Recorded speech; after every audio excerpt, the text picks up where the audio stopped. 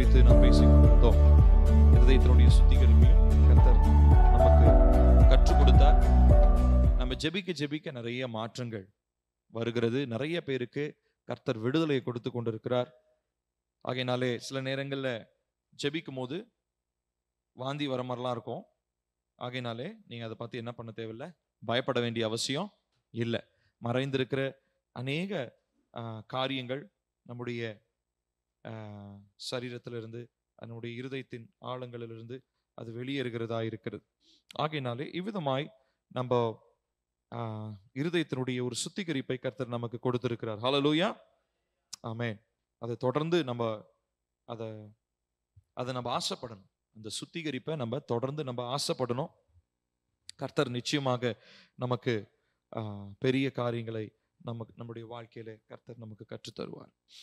சரி, இந்த அடுத்து நம்ம 10வது நாட்களிலிருந்து 10, 11 2 நாட்கள், போன 2 நாட்கள் ஆவியானவரை குறித்து, ஆவியானவரை நம்முடைய இருதயத்தின் அறைகளுக்குள்ளாக எப்படி கொண்டு வரணும், அவரை எப்படி அவரால் எப்படி நிரப்பப்படணும், அவரை புரிஞ்சுக்கிறதுக்கு இன்னும் என்னென்ன காரியங்கள்லாம் நம்ம செய்யணும். ஆவியானவரோடு இணைந்து நடக்கிற அனுபவம் ரொம்ப ரொம்ப அவசியம். ஏன்னா டெலிவரன்ஸ் ஆகிறது முக்கியம் இல்லை, ஆவியானவராலே டெலிவரன்ஸ் ஆகப்பட்ட, அதாவது விடுதலை ஆக்கப்பட்ட அந்த அறைகளிலே ஆவியானவர் நிரப்பப்படுவது அதை விட அவசியம்.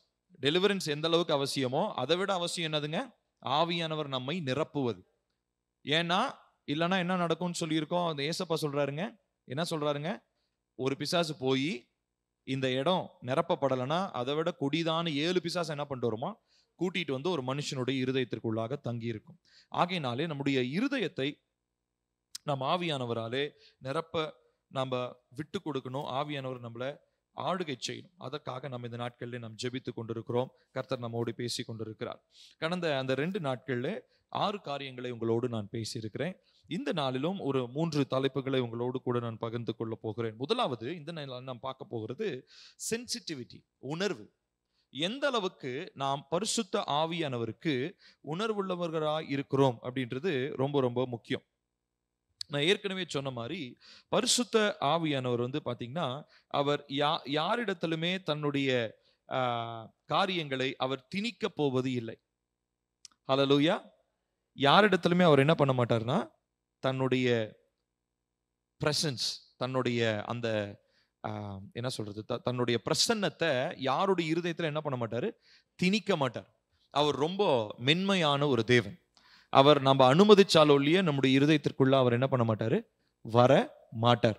அப்போ நம்ம இருதயத்துக்குள்ள அனுமதிக்கிறது மாத்திரம் இல்லை, அவர் சொல்லுகிறதான வார்த்தைகளுக்கு நாம் எந்த அளவுக்கு நம்ம உணர்வுள்ளவர்களாக இருக்கிறோம் அப்படின்னு சொல்லி நாம் இந்த நாளில் சிந்தித்து பார்க்க வேண்டியது அவசியமாக இருக்கிறது. அதே மாதிரி இப்ப நம்ம எல்லாருமே ஆவியானவரை பெற்றவர்களா இருக்கிறோம். ஆனா நம்ம ஒவ்வொருத்தருக்கும் ஒவ்வொரு விதத்துல ஆவியானவர் பேசுவார். அவர் பேசுகிறத, இப்ப உதாரணத்துக்கு என்னோடு அவர் பேசுகிற விதத்திலேயே உங்களோடு பேசணுன்றது அவசியம் இல்லை. இப்ப என்னோடு பேசுகிற ஒரு விஷயத்த உங்களிடத்துலயும் அவர் பேச மாட்டார். நம்ம ஒவ்வொருத்தருக்கும் இன்ஃபேக்ட் இன்னும் ஈஸியா புரிஞ்சுக்கணும்னா நம்ம இப்படி வச்சுக்கலாம், நம்ம ஒவ்வொருத்தருட்டையும் அவர் நமக்கு புரியுற லாங்குவேஜ்ல அவர் என்ன பண்ணுவாரு, பேசுவார். நமக்கு என்ன மொழி புரியுமோ அந்த மொழியில பேசுவார். நம்ம எல்லாருக்கும் தமிழ் மொழி, நான் சொல்றது தமிழ் மொழின்றது அந்த லாங்குவேஜ்னா நம்ம இருதயத்திற்கு புரியக்கூடிய ஒரு லாங்குவேஜ்னு ஒன்று இருக்கும். பில்லிக்கு இந்த விஷயத்த இப்படி சொன்னாதான் புரியுன்றது தேவனுக்கு நல்லா தெரியும். அப்ப அந்த விஷயத்த அவர் என்ன பண்ணுவாரு, அப்படிதான் என்கிட்ட அவர் பேசுவார். சோ இதுக்கு நானும் பிதாவாகிய தேவன் அனுப்பினதான பரிசுத்த ஆவியானவர் ஒரே ஃப்ரீக்வன்சில நாங்க என்ன பண்ணணுங்க, இருக்கணும். ஃப்ரீக்வன்சினா ரொம்ப முக்கியமானது. நேற்று தான் கொஞ்சம் ஆடியோ எல்லாம் செட் பண்ணிட்டு இருந்தோம். இதுல ஃப்ரீக்வன்சின்னு பார்த்தீங்கன்னா, இப்ப மனிதனுடைய காதுகளுக்கு கேட்கக்கூடிய ஃப்ரீக்வன்சியை 20 ஹெர்ட்ஸ்ல இருந்து 20,000 ஹெர்ட்ஸ் வரைக்கும் சொல்லுவாங்க. இந்த ஃப்ரீக்வன்சிக்குள்ள இருக்கிற சத்தத்தை தான் மனுஷனுடைய காதுகளால் என்ன பண்ண முடியுமா, கேட்க முடியுமா. இப்போ ஒரு சில ஃப்ரீக்வன்சி, இப்போ உதாரணத்துக்கு நான் பேசுறதுல நம்ம பேசுறதுல நிறைய ஃப்ரீக்வன்சி இருக்கு. இப்போ 20ல இருந்து ஆரம்பிச்சு 20,000 வரைக்கும் எத்தனை இருக்கும் இல்லைங்களா? இப்போ 21, 22, 23, 24, 20,000 வரைக்கும் யோசிச்சுக்கோங்களேன். இப்படி ஒவ்வொரு நம்பரும் என்னதுங்க, ஒரு ஃப்ரீக்வன்சி. இந்த ஃப்ரீக்வன்சியில நம்ம காது இருக்கும் போது தான் நான் பேசுற சத்தம் உங்களுக்கு கேட்கும். இப்போ உதாரணத்துக்கு நாய்க்கெல்லாம் பாத்தீங்கன்னா ஒரு சில சத்தம் நமக்கு கேட்காத சத்தம் நாய்க்கு கேட்கும். கவனிச்சிருக்கீங்களா? ஸோ நாய்க்கு வந்து பார்த்தீங்கன்னா 20 ஹெர்ட்ஸ்க்கு கம்மியாக இருக்கிறதான ஒரு சில சத்தம்லாம் கேட்கும். அந்த சத்தத்தை கேட்டு நாய் வந்து பயங்கர உஷாரா அப்படியே கவனிக்கும். இப்போ எங்க வீட்டு நாய் அங்கே கார் அங்கே வரும்போதே அந்த கார் சத்தம் நமக்குலாம் தெரியாது. ஆனால் அங்கே வரும்போதே அந்த கார் சத்தத்துக்கு அது எந்திரிச்சிங்க நிற்கும். இப்போ நான் எதுக்காக அதை சொல்ல வரேன்னா, ஃப்ரீக்வன்சி ரொம்ப ரொம்ப முக்கியம். இப்போ இதே போல தான் பரிசுத்த ஆவியானவர் நம்ம ஒவ்வொருத்தர்கிட்டையும் ஒவ்வொரு விதமான ஃப்ரீக்வன்சியில் என்ன பண்ணுவார்? தேவன் பேசுவார். அந்த ஃப்ரீக்வன்சிக்கு நம்முடைய இருதயத்தின் செவிகள் ட்ரெயின் ஆயிருக்கும். அது தேவனுக்கு நல்லா தெரியும். அந்த விதத்துல தான் அவர் பேசுவார். ஆனா இந்த ஃப்ரீக்வன்சியை விட்டுட்டு நம்ம வேற ஒரு ஃப்ரீக்வன்சியில போய் உட்கார்ந்துருந்தோம்னா அந்த சத்தம் நமக்கு கேட்காது. நான் சொல்றது புரியுதுங்களா? இன்னும் ஈஸியா சொல்லணும்னா, உங்க போன்ல நெட்டு இது டவர் இல்லாத பிரச்சனை இருந்தா என்ன பண்ண முடியும்? பேசுறது கேட்குமா? டவர் இல்லாத இடத்துல கேட்கவே கேட்காது இல்லைங்களா? அதே மாதிரி தான். அப்போ பரிசுத்த ஆவியானவர் உங்களுக்கு பேசக்கூடிய அந்த காரியங்களை நீங்க கேட்கணும்னா, அவர் பேசுகிற அந்த ஃப்ரீக்வன்சியில அந்த இடத்துல, ஃப்ரீக்வன்சிக்கு என்னன்னு தெரியல, அலைவரிசை, எக்ஸாக்டா அலைவரிசையில தான் நம்ம இருந்தாதான் கர்த்தருடைய சத்தத்தை நம்மளால என்ன பண்ண முடியுங்க? கேட்க முடியும். சோ இவ்விதமாக நாம் அவருடைய அலைவரிசைக்கு நம்ம அவைலபிளா இருக்கும்போது அவருடைய காரியங்களை நம்மோடு பேசுவார். இதை விட இன்னும் டீப்பான ஒரு விஷயம் சொல்றேன் பாருங்களேன். நல்லா கவனிங்க. தேவனுக்கு ஒரு சில தேவைகள் இருக்கிறது. என்னது? தேவனுக்கு தேவையா? எனக்கு தான் தேவை இருக்குது, தேவனுக்கு என்ன தேவை இருக்க போது? ஒரு வசனத்தை வாசிக்கலாம். ஏசாயா 6வது அதிகாரம் 8வது வசனம். இங்க தேவனுக்கு ஒரு தேவை இருந்துச்சு. வாசிக்கலாமா? ஏசாயா 6வது அதிகாரம் 8வது வசனம். பின்பு வாசிக்கலாமா? பின்பு யாரை நான் அனுப்புவேன்? யார் நமது காரியமாய் போவான் என்று உரைக்கிற ஆண்டவருடைய சத்தத்தை கேட்டேன். அதற்கு நான், இதோ அடியேன் இருக்கிறேன், என்னை அனுப்பும் என்றேன். ஏசாயா கிட்ட ஆண்டவர் சொல்றார், நான் யார் அனுப்புறதுப்பா? யாரு என் காரியத்தை புரிஞ்சுக்கிட்டு மக்கள் கிட்ட போய் பேச போறாங்க? இப்ப தேவனுக்கு என்ன தேவைன்னா, அவருடைய அலைவரிசை, அவருடைய ஃப்ரீக்வன்சியில டியூன் ஆகிற மக்கள் அவருக்கு தேவை. ஆனா இன்னைக்கு கிறிஸ்தவங்கன்னு பேர் சொல்றவங்க யாரும் ஃப்ரீக்வன்சியில உட்கார்றதே கிடையாது. பரிசுத்த ஆவியானவர் பேசுகிறதான அலைவரிசையில ஒருத்தரும் என்ன பண்றது இல்லைங்க? உட்கார்றது கிடையாது. பொறுமை கிடையாது. யாராவது பேசுவாங்க, அவங்க பேசுறதை கேட்டுட்டு நம்ம என்ன பண்ணிக்கலாம்? கத்துக்கலாம். இல்ல நம்ம தேவனோடு பேசுறதை தவறிட்டோம், இல்ல அவர் பேசுறது கேட்க தவறிட்டோம்னா பாஸ்டர் என்ன பண்ணுவார்? ஞாயிற்றுக்கிழமை பிரசங்கம் பண்ணுவார். அதை கேட்டுட்டு என்ன பண்ணிக்கலாம்? நம்ம ஏதோ வாழ்க்கைய கொஞ்சம் ஓட்டலாம் அப்படின்னு நம்ம நினைக்கிறோம். ஆனா இனி வர்ற காலத்துல அந்த மாதிரி இருக்கிறவங்களால நிச்சயமா சொல்றேன், சபையில நிலைச்சிருக்கவே முடியாது. ஏதோ வெறும் பிரசங்கத்தை மாத்திரம் கேட்டுக்கிட்டு ஏதோ ஒரு சூழ்நிலை, அதாவது என்ன சொல்றதுங்க, ஒரு வேற யாராவது ஒருத்தர் ரெடி பண்ணி வச்ச ஒரு பிரசங்கத்தை கேட்கறதோ, இல்ல வேற ஏதாவது ஒரு காரியத்தை கேட்கறதோ, இல்ல எங்கேயாவது ஒரு விஷயத்தை கேட்டு செய்யறதோ, இந்த மாதிரி இருக்கிறதான மனிதர்களால ஸ்பிரிச்சுவலா இனிமேட்டு சர்வைவ் ஆக முடியாது. அப்ப அதுக்கு தேவை என்ன அப்படின்னா, நம்ம அலைவரிசையில ஆயத்தமா இருக்கிறோமா? தேவன் பரிசுத்த ஆவியானவர் பேசுகிற அலைவரிசையில நம்ம அவைலபிளா இருக்கிறோமான்றது ரொம்ப ரொம்ப முக்கியம். இங்க தேவனும் ஏசாயா கிட்ட என்ன சொல்றாரு? நான் யாரை அனுப்ப போறேன்? ஏன்னா இஸ்ரவேலுக்கு அவசரமான ஒரு மெசேஜ் இருக்குது. இஸ்ரவேலுக்கு எதிராக ஒரு காரியத்தை பயங்கரமான இந்த சத்துருக்கள் எல்லாம் கொண்டு வந்துட்டு இருக்கிறாங்க. இப்ப அந்த மெசேஜை யாராவது ஒருத்தர் போய் என்ன பண்ணணும்? பேசணும். இப்ப பேசணும்னா அதுக்கு யாராவது ஒருத்தர் வேணும். அதுக்கு அந்த ஒருத்தர் அப்படின்றவர், அப்ப நம்ம நினைச்சுக்கிறோம் யாராவது ஒருத்தர் தானே, நமக்கு என்னத்துக்கு? அந்த ஒருத்தர் நம்மளா இருந்தா தானே பிரச்சனை, யாரோ ஒருத்தர்கிட்ட பேசிட்டு போட்டோம். கிடையாது.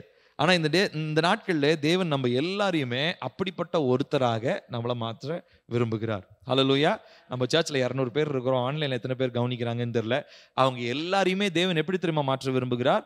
எல்லாருமே கர்த்தருடைய அந்த அலைவரிசையில், அவருடைய ஃப்ரீக்வன்சியில இருந்து அவர் பேசுகிற காரியங்களை தனித்தனியே கேட்க விரும்புகிறார். ஒவ்வொருத்தரும் தனியா இண்டிவிஜுவலா நம்ம அவரோட பேசுவதற்கும் அவரோடு உறவாடுவதற்கும் அவர் எதிர்பார்க்கிறார், அவர் விரும்புகிறார். அப்போ இவ்விதமாக நாம் செய்யும் பொழுது கர்த்தருடைய ஆவியானவர் நம்ம என்ன செய்யணும் அப்படின்றத கர்த்தருடைய ஆவியானவர் நமக்கு சொல்லி தருவார். ஒரு சில நேரங்களிலே இவ்விதமாக நம்ம கர்த்தருடைய சமூகத்துல அவருடைய ஃப்ரீக்வன்சியில நம்ம அவைலபிளா இருக்கும் போது என்ன நடக்கும் அப்படின்னு சொன்னா, யாருக்காக ஜோம் பண்ணணும் அப்படின்றத என்ன பண்ணுவார் தெரியுமா? நம்முடைய இருதயத்திலே வைப்பார். உங்களுக்கு ஒரு ஒரு எக்ஸாம்பிள் ஒன்று சொல்றேன். என் வாழ்க்கையில நடந்தது. நான் அஸ்தம்பட்டியில் இருக்கும்போது இன்னைக்கு இப்போ இருக்கிற அளவுக்கு மெச்சூரிட்டி அப்போ கிடையாது. அப்போ ஜோம் பண்ணுவோம். ஆனால் இப்போ இருக்கிற அளவுக்கு அந்த ஸ்பிரிச்சுவல் மெச்சூரிட்டி அப்போ இல்லை. அஸ்தம்பட்டியில் இருக்கும்போது ஒரு நாள் நானும் என்னோட இருக்கிறதான ஒரு சகோதரரும், எனக்கு ரொம்ப நெருங்கிய ஒரு நண்பன், நானும் அவரும் ஒரு நாள் திடீர்னு ஜோம் பண்ணிட்டு இருந்தோம். என்னோட வீட்டுக்கு வந்திருந்தார். அப்போ அம்மா அப்பாலாம் இங்கே இருந்தாங்க. நானும் சுதாவும் மட்டும் தான் அங்கே அஸ்தம்பட்டியில் இருந்தோம். அப்போது நானும் அவரும் ஜோம் பண்ணிட்டு இருக்கும்போது கர்த்தர் எங்களுக்குள்ளாக திடீர்னு ஒரு ஏவுதல். என்ன அப்படின்னா, எங்கள் வீடு வெளியே வந்தோன்னே அந்த இடத்துல அந்த அம்மா உணவகம் இருக்கும். அந்த அம்மா உணவகம் கிட்ட நின்று ஜோம் பண்ணணும் அப்படின்னு சொல்லிட்டு ஒரு ஏவுதல். கரெக்டாக போயிட்டு சாயங்காலம் ஒரு 7 மணி இருக்கும். போய் அந்த இடத்துல நின்று ஆவியானவர் சொல்கிறாரு, இந்த இடத்துல போய் இந்த இடத்துல நின்று ஜோம் பண்ணு. நாங்கள் அந்த இடத்துல போயிட்டு பைக்கை போய் ஓரமாக நிறுத்திட்டு சும்மா பைக்கில் நின்றுட்டு இருக்கிற மாதிரி ரோட் ஓரமாக நின்று நாங்கள் நல்லா ஜோம் பண்ணிட்டு இருந்தோம். நிறைய காரியங்களை கர்த்தர் சொல்லிட்டு இருந்தார். அது அந்த அந்த இடத்துல நடக்கிறதான ஆபத்துகள், அந்த ஸ்பிரிட் ஆஃப் ஆக்சிடென்ட் நடத்துறதான அசுத்தாவி, இதெல்லாம் கடிஞ்சு கொண்டு ஜோம் பண்ணுங்க அப்படின்னு சொல்லி அதுக்காக ஜோம் பண்ணிட்டு இருந்தோம். 7 மணி ஒரு மணி நேரம் ஜோம் பண்ணியிருப்போம். கரெக்டாக 7:30 மணிக்கு ஆரம்பித்தோம். 7:30க்கு ஒரு ஃபோன் வந்தது. ஃபோன் வந்தால் இன்னொரு தம்பி ஒருத்தன், ஆல்வின் சொல்லிட்டு ஒரு தம்பி, அவனுக்கு ஆக்சிடென்ட் ஆகிடுச்சு மாம்ஸ் அப்படின்னு எனக்கு ஃபோன் பண்ணான். என்ன ஆச்சு அப்படின்னு. நான் கரெக்டாக ஜோம் பண்ணிட்டு இருக்கேன் நேரம். நான் வண்டியில் வந்துட்டு இருந்தேன், யூ டர்ன் போட்டேன், பின்னாடி வந்து ஒரு ஷேர் ஆட்டோ வந்து இடிச்சிருச்சு, நான் கீழே விழுந்துட்டேன். ஆனால் ஒன்றுமே ஆகலை எனக்கு. அதாவது கரெக்டாக அந்த இவன் ஹெல்மெட் போட்டுட்டு தான் போயிருந்துருக்கான். ஷேர் ஆட்டோ வந்து கரெக்டாக இவனுடைய தலை, இவன் கீழே விழுந்துட்டான், விட்டுருந்தா பிரேக் அடிக்கலைன்னா அந்த ஷேர் ஆட்டோ வந்து தலை மேலே ஏறி இருக்கும், ஹெல்மெட் மேலே ஏறி இருக்கும். கரெக்டாக பக்கத்தில் வந்து ஷேர் ஆட்டோலாம் யோசித்து பாருங்க, பிரேக் பிடிக்கிறதே அபூர்வம் அந்த ஷேர் ஆட்டோக்கெல்லாம். அப்படிப்பட்ட ஷேர் ஆட்டோவாக இருக்கும். கரெக்டாக பிரேக் பிடிச்சி நின்றுச்சு மாம்ஸ் அப்படின்னு சொல்லி சொன்னான். லைட்டாக அவனுக்கு கீழே கை உண்ணதில் இந்த இடத்துல லைட்டாக ஒரு தசப்பிடிப்பு மட்டும்தான். ஆனால் கர்த்தர் பயங்கரமான ஒரு கோர விபத்திலிருந்து கர்த்தர் அன்னைக்கு அவனை காப்பாற்றினார். இப்போ நாங்கள் 2 பேரும் ஜோம் பண்ணும் போது ஆல்வின்க்கு அப்படி ஆகுன்றது எனக்கு தெரியாது. நானும் அவரும் ஜோம் பண்ணும்போது எங்களுக்கு எதுவுமே தெரியாது. ஆண்டவர் போய் ஜோம் பண்ண சொன்னாரு, அதை நாங்கள் செஞ்சோம். ஆனா எதற்காக ஜோம் பண்ண சொன்னாருன்றது அதுக்கப்புறம் ஏதோ ஒரு நடந்த சம்பவத்தினாலதான் நமக்கு அது தெரிய வந்தது. சோ இந்த மாதிரி தான் பரிசுத்த ஆவியானவர் ஒரு சிலருக்காக நம்மளை என்ன பண்ண சொல்லுவார்னா, நம்மளை ஜெபிக்க சொல்லுவார். அந்த அந்த உணர்த்துதல, அந்த அந்த சென்சிட்டிவிட்டியை நம்ம புறக்கணிச்சிட்டோம்னு வச்சுக்கோங்களேன். நல்லா கவனிக்கணும். புறக்கணிச்சிட்டோம் அப்படின்னு சொல்லி சொன்னா, கர்த்தர் கிருபையா இருந்தா வேற ஒருத்தங்கிட்ட ஜெபிக்க சொல்லுவார். ஆனா இன்கேஸ் புறக்கணிச்சு அவங்களுக்கு ஏதாவது ஒன்று ஆயிடுச்சு, அடுத்த வாரம் உங்களுக்கு தெரிய வருது அப்படின்னா உங்களுக்கு எப்படி இருக்கும் யோசிச்சு பாருங்க. எவ்வளவு குற்ற உணர்ச்சியா இருக்கும். இவங்களுக்காக ஜெபம் பண்ண சொன்னாரே, நம்ம என்ன பண்ணல? ஜெபம் பண்ணல. அப்ப இவங்களுக்கு ஏதோ ஒரு காரியம் நேரிட்டது, ஏதோ ஒரு கஷ்டம் வந்துச்சு, இல்ல ஏதோ ஒரு பலவீனம் வந்துச்சு, இல்ல ஏதோ திடீர்னு அடிபட்டுருச்சு. அப்ப பாருங்க, இவ்விதமா கர்த்தருடைய ஆவியானவர், இது வெறுமனே நம்ம என்ன நினைச்சுக்கிறோம்னா, என்ன நிரப்புறதுக்கு மாத்திரமே கர்த்தருடைய ஆவியானவர் இருக்கிறார் கிடையாது. நிறைய நேரம் நம்ம சார்ந்தவங்க, நம்ம குடும்பத்தாரு, நம்முடைய சபை மக்கள், இவங்க எல்லாருக்காகவும் ஜெபிக்கும்படியாக கர்த்தருடைய ஆவியானவர் நமக்குள்ளாக இருந்து என்ன பண்ணுவார் தெரியுங்களா? ஒரு ஏவுதலை கொடுத்துக்கிட்டே இருப்பார். பரிசுத்த ஆவியினுடைய வேலையே என்ன தெரியுங்களா? உள்ள இருந்து உங்களுக்காக நம்ம வாசிக்கிறோம் இல்லைங்களா? ஆவியானவர் என்ன பண்றாருங்களா? வாக்கு கடங்காத பெருமூச்சுகளோடு வேண்டுதல்களையும் விண்ணப்பங்களையும் உள்ள இருந்து நம்ம கிட்ட இருந்து எடுத்துக்கிட்டே இருக்கிறாரு. ஸோ சில நேரம் உள்ள இருந்து அவர் செஞ்சிட்டு இருந்தாலும், சில நேரம் வெளிப்படையா நீங்க அவருடைய ஃப்ரீக்வன்சியில அவைலபிளா இருந்து நீங்க ஒரு சில ஜபங்களை செய்ய வேண்டியது அவசியமா இருக்குது. ஒரு சில நேரங்கள்ல அந்த மாதிரி ஒரு சில ஸ்பிரிட்ஸை நம்ம ரெபியூக் பண்ணி, ஒரு சில அசுத்தாவிகளை அந்த சூழ்நிலையிலிருந்து நிர்மூலமாக்கி, ஒரு சில பிள்ளைகளுக்கு, நம்ம குடும்பத்தாருக்கு, நம்ம சபை மக்களுக்காக நம்ம ஒரு சில நேரங்களிலே மன்றாடணும்ன்றது யாருடைய விருப்பமா இருக்குது? தேவனுடைய விருப்பம். அதுக்கு பரிசுத்த ஆவியானவர் மூலமா நம்மள ஒரு ஃப்ரீக்வன்சியில உட்கார வச்சு நமக்கு அந்த காரியத்தை என்ன பண்றாரு? அவர் கற்றுக் கொடுக்கிறார். நான் சொல்றது புரியுதுங்களா? சோ இந்த கம்யூனிகேஷன் வந்து ரொம்ப ரொம்ப முக்கியங்க. இந்த தொடர்பு படுத்தி கொள்றது ரொம்ப ரொம்ப முக்கியம். இப்போ உதாரணத்துக்கு ஒரு ஃப்ளைட் எடுத்துக்குவோம். இப்போ போன ஒரு லாஸ்ட் இயர்ல வந்து பயங்கரமா நமக்கு ரஷ்யாவுக்கும் உக்ரைனுக்கும் யுத்தம் நடந்துச்சு இல்லைங்களா? இந்த யுத்தத்துல ரொம்ப முக்கியமானது என்ன அப்படின்னு பாத்தீங்கன்னா, கம்யூனிகேஷன், தொடர்பு. மேல போயிட்டு இருக்கிற ஃபிளைட்டுக்கு இந்த இடத்துல போய் குண்டு போடு அப்படின்னு தகவல் எங்க இருந்து கொடுப்பாங்க? கீழே. மேல இருக்கிறவங்களுக்கு தெரியாது. மேல இருக்கிறவன் அவன் கமாண்டை மட்டும் தான் ஃபாலோ பண்ணுவான். கீழே இருக்கிறவன் என்ன பண்ணுவாங்கன்னா, அந்த கமாண்ட் டவர்னு சொல்லுவாங்க, அந்த கோபுரத்துல இருந்து அவங்க என்ன பண்ணுவாங்க? சிக்னல் அவங்க அனுப்புவாங்க. என்ன சிக்னல்? இந்த இடத்துல போய் குண்டு போடு. ஒருவேளை அவருக்கு அந்த சிக்னல் கிடைக்கலன்னா அவர் வேற எங்கேயாவது போய் குண்டு போட்டுருவார். நான் சொல்றது புரியுதுங்களா உங்களுக்கு? ஸோ அப்போ ஒரு வார் ஸ்ட்ராட்டஜியில கம்யூனிகேஷன்ன்றது ரொம்ப ரொம்ப முக்கியம். யுத்தம் நடக்கிற இடத்துல தொடர்பு படுத்தி கொள்வது, தகவல்களை பரிமாறிக்கொள்வதுன்றது ரொம்ப ரொம்ப முக்கியம். அதே மாதிரிதான் நம்ம எல்லாருமே ஒரு ஸ்பிரிச்சுவல் வார்ல நம்ம இருக்கிறோம், ஆவிக்குரிய யுத்தத்துல நம்ம இருக்கிறோம். கர்த்தருடைய ஆவியானவர், நல்லா கவனிக்கணும், எல்லாரும் கவனிங்க, கர்த்தருடைய ஆவியானவர் நம்மோடு கூட என்ன பண்ணணும்னு நினைக்கிறாரு? தொடர்பு படுத்தி கொள்ள விரும்புகிறார். என்னத்துக்காக? இந்த வார்ல, இந்த நடக்கக்கூடிய இந்த ஆவிக்குரிய யுத்தத்துல நீங்களும் நானும் ஜெயிக்கணும். இயேசுவின் நாமத்தை பெற்றது மாத்திரம் பத்தாது, சும்மா ஜெபம் பண்றது மாத்திரம் பத்தாது. என்னென்ன காரியங்களை கர்த்தர் உணர்த்துறாருன்னு அந்த கம்யூனிகேட்டிவ், அந்த ஸ்கில்ஸ், பரிசுத்த ஆவியானவரோடு தொடர்பு படுத்துகிறதான அந்த திறன் நமக்கு வேண்டும். இந்த ஸ்கில்ஸ் நம்ம டெவலப் பண்ணலன்னு சொல்லி சொன்னா தேவ பிள்ளைகளா இருக்கிறதுக்கு நமக்கு பிரயோஜனமே இல்லை. நான் சொல்றது புரியுதா? சோ கிறிஸ்துவ பிள்ளைகளா நம்ம எதை கேட்க பழகணுங்க? பரிசுத்த ஆவியனுடைய சத்தத்தை தனிப்பட்ட விதத்துல நம்ம ஒவ்வொருத்தரும் கேட்க நம்ம பழகணும். அதுக்கு நம்முடைய காதுகள், நம்முடைய செவிகள் ரொம்ப ரொம்ப சென்சிட்டிவாக இருக்கணும். ஸோ பரிசுத்த ஆவியானவர் நமக்கு அவ்விதமான ஒரு சில நேரங்களில் ஒரு சில விஷயங்களை, ஒரு சில நபரை, ஒரு சில சூழ்நிலைகளை ரொம்ப ஸ்பெசிஃபிக்காக பின் பாயிண்ட் பண்ணி இப்படி ஜெபம் பண்ண சொல்லுவார். அதை நம்ம என்ன பண்ணிடக்கூடாது? உதாசீனப்படுத்திடக்கூடாது. இன்னைக்கு காலையில் திடீர்னு ஆக்சிடென்ட் ஆயிடுச்சுன்னு ஒருத்தர் மெசேஜ் போட்டிருந்தார். மல்லூர் பக்கத்தில் பயங்கரமாக ஆக்சிடென்ட் ஆயிடுச்சு அப்படின்னு உடனே நான் இப்போ குளிக்க போனேன். ஆனால் குளிச்சுட்டு இருக்கும் போதே ஆவியானவர் எனக்குள்ள சொல்றாரு, சபையில எத்தனையோ பேர் வாகனத்துல என்ன பண்றாங்க, போயிட்டு வந்துட்டு இருக்காங்க, எத்தனையோ பேர் வேலைக்கு போறாங்க, அவங்களுக்காக இன்னைக்கு காலையில நீ ஜெபம் பண்ணியா அப்படின்ற ஒரு சத்தம் என்னோட இருதயத்துல. உடனே நான் அப்படியே ஜெபம் பண்ணிட்டு இருக்கும் போதே ஒவ்வொரு சபை மக்கள்ல யார் யாரெல்லாம் வேலைக்கு போறாங்க, வாகனத்துல போறவங்க எல்லாரும் மேலேயும் ஏசப்பா அவங்களுடைய தெய்வீக பாதுகாப்பு இருக்கட்டும், தெய்வீக ஆளுகை உண்டாகட்டும். எல்லா விதமான பிசாசனுடைய ஆபத்து, விபத்தின் திட்டங்கள், மரண திட்டங்கள் இயேசுவின் நாமத்தினாலே அழிக்கப்படுவதாக. இப்போ பாருங்க, இந்த மாதிரி ஒரு செய்தி வந்ததுக்கு அப்புறம் தான் இந்த உணர்வு வருது. இது எவ்வளவு மோசம் இல்லைங்களா? அதே நான் ஆண்டோடைய சமூகத்துல நான் காலையில நான் கொஞ்ச நேரம் ஜெபம் பண்ணேன். ஆனா அதுக்கப்புறம் அந்த வீடியோவை பார்த்த உடனே எனக்கு ஒரு மாதிரி ஆயிடுச்சு. ஏன்டா பார்த்தோன்னா ஆயிட்டு போச்சு. அந்த வீடியோவில் எல்லாமே போட்டிருந்தாங்க, அப்படியே நசுங்கி போயிருக்கிறதெல்லாம் போட்டிருந்தாங்க. அது ரொம்ப மோசமா இருந்தது. அது பார்க்கவே ரொம்ப ஒரு மாதிரி டிஸ்டர்ப் ஆயிடுச்சு. நான் ஏன் சொல்றேன்னா, இப்போ பாருங்களேன், ஒரு சில காரியங்களை கர்த்தர் நம்ம கிட்ட சொல்லணும்னு எதிர்பார்ப்பார். ஆனா நம்ம அதுக்காக ஆயத்தமா இல்லை அப்படின்னா கர்த்தர் நமக்கு வேற விதத்துல அதை என்ன பண்ணுவாரு? சொல்லுவார். நம்ம டிஸ்டர்ப் ஆகிற விதத்துல கொண்டு வந்து சொல்லுவார். காலையிலேயே நான் இன்னைக்கு எப்பயுமே ரெகுலரா நான் ஜெபம் பண்றது உண்டு. ஆனா இன்னைக்கு காலையில வேற ஏதோ வேலையில அப்படியே கொஞ்சம் அவசரமா அந்த ப்ரேயர் பாயிண்ட்டை ஸ்கிப் பண்ணிட்டு வேற காரியங்கள்லாம் செஞ்சுட்டு இருந்தேன். இங்க வந்து இதெல்லாம் செட் பண்ணிட்டு இருந்தேன். இப்போ கவனிக்கணும் என்னன்னா, ஆனா ஆண்டவர் என்ன பண்றாரு? அந்த குறிப்பிட்ட விஷயத்துக்காக என்னை ஜெபிக்கும்படி திரும்ப எனக்கு என்ன பண்றாரு? ஒரு நட்ஜிங் கொடுக்குறாரு. ஸோ அந்த காரியத்தின் மூலமா என்னுடைய இருதயத்துல ஒரு பிரிக், ஒரு குத்துதல். அது குத்துன உடனே என்ன ஆகுது? உடனே மண்டைக்கு ஒரு கமாண்ட் போகுது என்னுடைய பிரெயினுக்கு. என்ன கமாண்டு? ஜெபிச்சியா? இவங்களுக்காக ஜெபிச்சியா? பாதுகாப்புக்காக ஜெபிச்சியா? மரண வல்லமைகளை கடிந்து கொண்டு ஜெபிச்சியா அப்படின்னு சொல்லி. ஸோ இப்போ யோசிச்சு பாருங்க, இப்படிதான் கர்த்தருடைய ஆவியானவர் பல விதங்கள்ல நம்மள என்ன பண்ணிட்டு இருக்காரு தெரியுங்களா? நம்மள நட்ஜ்னா என்ன அர்த்தம்னா, அப்படி இப்ப சின்ன பிள்ளைங்களாம் இப்படி நோண்டும் பார்த்தீங்களா?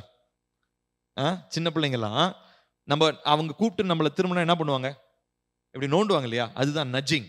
பரிசுத்த ஆவியானவர் அப்படிதான் பண்ணுவார். நம்மளை என்ன பண்ணுவாருன்னா பல விதங்களில் நம்மளை இப்படி கூப்பிட்டு பார்ப்பார்.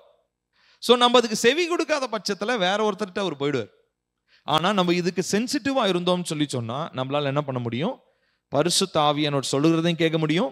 யாருக்காக ஜெபிக்கிறாருன்னு சொல்றாரோ, ஜெபிக்க சொல்லி சொல்றாரோ அவங்களுக்காக நம்மளால ஜெபிக்கவும் முடியும். So continual nudging of the spirit of God. கர்த்தருடைய ஆவியானவர் தொடர்ந்து நமக்கு கொடுக்கிறதான அந்த தொடுதல்கள், அவர் நம்மளை தொட்டு நம்மளை கூப்பிடுவார். அவருடைய கூப்பிடுதல்களுக்கு நாம் செவி கொடுக்கிறவர்களாக, ரொம்ப ரொம்ப சென்சிட்டிவாக, உணர்வுள்ளவர்களாக நாம் இருக்க வேண்டும். அப்போ இவ்விதமான காரியங்கள்ல நம்ம ரொம்ப ஜாக்கிரதையாக இருக்கணும். ஸோ இவ்விதமான இந்த காரியங்கள்ல நம்ம ஜாக்கிரதையே இல்லைன்னா அந்த சத்தம் நம்மளை விட்டு போயிடும். ஓகே, ஸோ இப்போ நான் திரும்ப சொல்றேன், இவ்விதமான நம்முடைய வாழ்க்கையில இந்த சென்சிட்டிவிட்டி, இந்த உணர்வு ஒர்க் ஆகணும் அப்படின்னு சொல்லி சொன்னா நமக்கு ஒரு கான்ஃபிகரேஷன் இருக்கு. இப்போ பொதுவாக இந்த கம்ப்யூட்டர்லாம் எடுத்துக்கிட்டிங்கன்னா அதுக்கு ஒரு வேர்ட் சொல்லுவாங்க. இப்போ என்னப்பா கான்ஃபிகரேஷன் அப்படின்னு? கான்ஃபிகரேஷன்னா அமைப்பு என்ன, அது எந்த அமைப்பில் அது வேலை செய்ய முடியும். இப்போ ஃபோன் எடுத்துட்டிங்கன்னா ஃபோனுடைய கான்ஃபிகரேஷன் ஒன்று இருக்குது. கம்ப்யூட்டர் எடுத்தீங்கன்னா கம்ப்யூட்டருக்கு ஒரு கான்ஃபிகரேஷன். இப்போ கான்ஃபிகரேஷன் அப்படின்ற மாதிரி இதே மாதிரி விசுவாசிக்கு ஒரு கான்ஃபிகரேஷன் இருக்கு. இப்போ எனக்கு ஒரு கான்ஃபிகரேஷன் இருக்கும், உங்களுக்கு ஒரு கான்ஃபிகரேஷன் இருக்கும். இந்த கான்ஃபிகரேஷனுக்கு ஏற்ற மாதிரி தான் கர்த்தர் என்ன பண்ணுவார், அந்த ஃப்ரீக்வன்சியில நமக்கு வார்த்தைகளை தெரியப்படுத்துவார். இப்போ நான் ஊழியக்காரனா இருக்கிறனால எனக்கு அவர் சொல்ற மாதிரியே உங்களுக்கும் அவர் சொல்ல வேண்டிய அவசியம் இல்ல. நீங்க என்ன கான்ஃபிகரேஷன்ல கர்த்தர் உங்களை தெரிந்து கொண்டாரோ, நீங்க எந்த விதத்துல உருவாக்கப்பட்டீங்களோ அந்த விதத்துல உங்களுக்கு புரிந்து கொள்ளுகிற விதத்துல கர்த்தர் என்ன பண்ணுவார், உங்களோடு கூட பேசுவார். அப்போ நம்ம இதை புரிஞ்சுக்கணும். கர்த்தர் சொப்பனங்கள் மூலமாக, தரிசனங்கள் மூலமாக, வெளிப்பாடுகள் மூலமாக, அவருடைய சத்தத்தின் மூலமாக இந்த காரியங்கள் எல்லாமே நமக்கு என்ன பண்ணிட்டு இருக்கிறாரு, உணர்த்தி கொண்டே இருக்கிறார். ஆனா நாம் உணர்வுள்ளவர்களா இருக்கிறோமா அப்படின்றதுதான் ரொம்ப ரொம்ப முக்கியமானதாக இருக்கிறது. சோ யாரு இந்த பரிசுத்த ஆவியானவருக்கு விட்டு கொடுக்கிறோமோ, அவருடைய உணர்த்துதல்களுக்கு விட்டு கொடுக்கிறோமோ, அவங்களோடு அவர் இன்ட்ராக்ட் பண்ணுவார், அவங்களோடு அவர் உறவாடுவார். தான் சொல்ல நினைக்கிற காரியங்கள், தான் செய்ய நினைக்கிற காரியங்களை அவர்களுக்கு அவர் தெரியப்படுத்துவார். சரிங்களா? சோ இதை நம்ம தெளிவாக நாம் புரிந்து கொள்ள வேண்டும். ஓகேங்களா? இப்போ நம்ம என்ன பண்ண போறோம் அப்படின்னு சொல்லி சொன்னா, கர்த்தாவே என்ன எப்படி உருவாக்குனீங்களோ, எந்த அலைவரிசையில இருக்கும்படி என்ன உருவாக்குனீங்களோ அந்த அலைவரிசையில நான் ஆயத்தமா இருக்கணும். அந்த அலைவரிசையில நான் காத்திருக்கும் பொழுது நீங்க பேசுறத நான் கேட்கணும். சரியா? நம்ம எல்லாரும் நெஞ்சு மேல கை வச்சு ஜெபம் பண்ணலாமா? அப்படி இருக்கிற இடத்துல கண்களை மூடி நம்ம நெஞ்சு மேல கை வச்சு ஜெபம் பண்ணணும். எல்லாரும் சொல்லலாமா? கர்த்தாவே, நீர் என்னை எவ்விதம் உருவாக்கினீரோ, எந்த அலைவரிசையில் நான் இருக்கும்படி என்னை உருவாக்கினீரோ அதில் நான் இருக்கவும், நீர் பேசுகிற உம்முடைய சத்தத்தை நான் கேட்கவும் இப்பொழுது இயேசுவின் நாமத்தில் நான் ஒப்பு கொடுத்து ஜெபிக்கிறேன். தேவையற்ற சத்தங்கள் என் காதுகளுக்குள்ளாக வரக்கூடாது. நீர் எனக்காக உருவாக்கின விதத்திலே, நீர் என்னை வைத்திருக்கிற இடத்திலே நான் காத்திருக்கவும், பரிசுத்த ஆவியானவருடைய சத்தத்தை நான் கேட்கவும் எனக்கு உதவி செய்யும். இயேசுவின் நாமத்தில் பிதாவே, ஆமென். அப்போ இந்த ஜெபத்தை நம்ம டெய்லிக்கும் சொல்லணும், டெய்லிக்கும் நம்ம ஜெபிக்கணும். கர்த்தாவே, என்ன ஒரு நோக்கத்திற்காக வச்சிருக்கிறீங்க. இப்போ உதாரணத்துக்கு நான் சொல்றது புரியுதுங்களா? இப்போ பாஸ்டர், இப்போ நான் ஒரு பாஸ்டரா இருந்தேன்னா எனக்கு சபை மக்களை எல்லார பத்தியும் என்ன இருக்குங்க, ஒரு ஒரு ஒரு ஒரு டிசைன் வச்சிருப்பார். நீ சபை மக்கள் எல்லாருக்காகவும் என்ன பண்ணணும், ஜெபிக்கணும் அப்படின்ற ஒரு டிசைன் வச்சிருப்பார். இப்போ உதாரணத்திற்கு ரட்சிக்கப்பட்ட ஒருத்தர், இப்போ நீங்க எடுத்துக்கோங்க, யாராவது நீங்க தனிப்பட்ட விதத்துல எடுத்துக்கோங்களேன். இப்போ உங்க ஒருத்தருக்கு உங்க குடும்பத்தை பத்தி பாரத்தை ரொம்ப அதிகமா வச்சிருப்பார். கரெக்டா? நான் சொல்றது புரியுதா?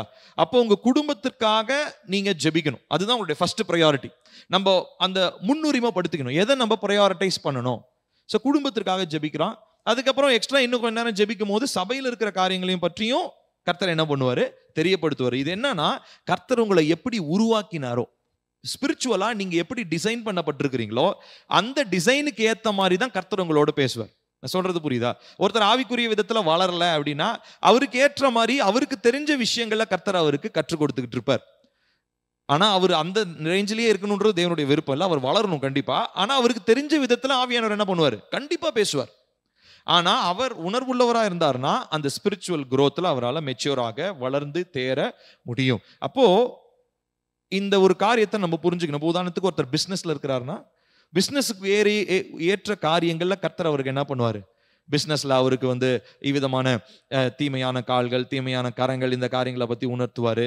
அப்புறம் இன்னைக்கு நடக்க போற காரியங்களை பத்தி பேசுவாரு. ஸோ அவங்களுடைய இடத்துல, அவங்க என்ன டிசைன்ல, எந்த கான்ஃபிகரேஷன்ல, எந்த இடத்துல இருக்கும்படி உருவாக்கப்பட்டாங்களோ அந்த இடத்துல ப்ராப்பரா இருக்கும் போது நிச்சயமா கர்த்தருடைய சத்தம் கேட்கும். நான் உண்மையாலுமே அஸ்தம்பட்டி சிட்டியில இருந்து இங்க வரும்போது ஏதோ ஒரு வேகத்துல வந்தாச்சு. ஆனா வந்ததுக்கு அப்புறம் நிறைய பேர் என்கிட்ட கேட்டிருக்காங்க, என்னங்க சிட்டியில இருந்துங்க இப்போ இங்க கிராமத்துல இருக்கிறீங்க, உங்களுக்கு ஒண்ணுமே இதா தெரியலையா, உங்களுக்கு எதுவுமே லாஸ் ஆன மாதிரி தெரியலையா அப்படின்னா கிடையவே கிடையாது. இன்ஃபேக்ட் நான் அங்க ஜெபிச்சதை விட இங்க தான் நான் அதிகமா ஜெபிக்கிறேன். அப்போ நான் ஒரு நாள் யோசிச்சுட்டு இருக்கும் போது எனக்குள்ள திடீர்னு ஒரு ரெவலேஷன். என்ன ரெவலேஷன்னா, அங்க ரொம்ப ஃப்ரீக்வன்சியில உட்கார முடியாதபடி பயங்கரமான டிஸ்ட்ராக்ஷன் அங்க ஓவரா இருந்துச்சு. அப்ப ஆண்டவர் என்ன பண்ணிட்டு வந்துட்டாரு, எங்களைய இங்க கூட்டிட்டு வந்தார். இங்க ரொம்ப ஸ்கை ரொம்ப கிளியரா இருக்கு. ஸ்பிரிச்சுவல் ஹைவே ரொம்ப கிளியரா இருக்கு. எனக்கும் பரலோகத்துக்கு இருக்கிறதான தொடர்பு இப்ப எப்படி இருக்கு, தெளிவா இருக்கு. இப்ப என்கிட்ட பேசணும்னு நினைக்கிறத அவர் சொன்னா எனக்கு உடனேயே கேட்கும். ஏன்னா அவர் என்னை வைக்கணும்னு நினைச்ச இடத்துல நான் இருக்கிறேன். நான் சொல்றது புரியுதுங்களா? சோ அப்ப நான் எந்த இடத்துல இருக்கிறேன்றது ரொம்ப ரொம்ப முக்கியம். இப்ப நான் இதே ஊழியத்தை நான் அஸ்தம்பட்டியில இருந்து சிட்டிக்குள்ள இருந்து நான் செஞ்சேன்னா இந்த அளவுக்கு ஒரு எஃபெக்டிவ்னஸ் என்னுடைய வாழ்க்கையில ஊழியத்துல வெளிப்படாது. ரீசன் என்ன? நான் பரிசுத்த ஆவியானவர் ஏற்படுத்தி வச்சிருக்கிற அந்த டிசைன்ல நான் இருக்கும் போதுதான் அவர் பேசுகிற அந்த சத்தத்தை என்ன பண்ண முடியும், என்னால கேட்க முடியும். புரியுதுங்களா உங்களுக்கு?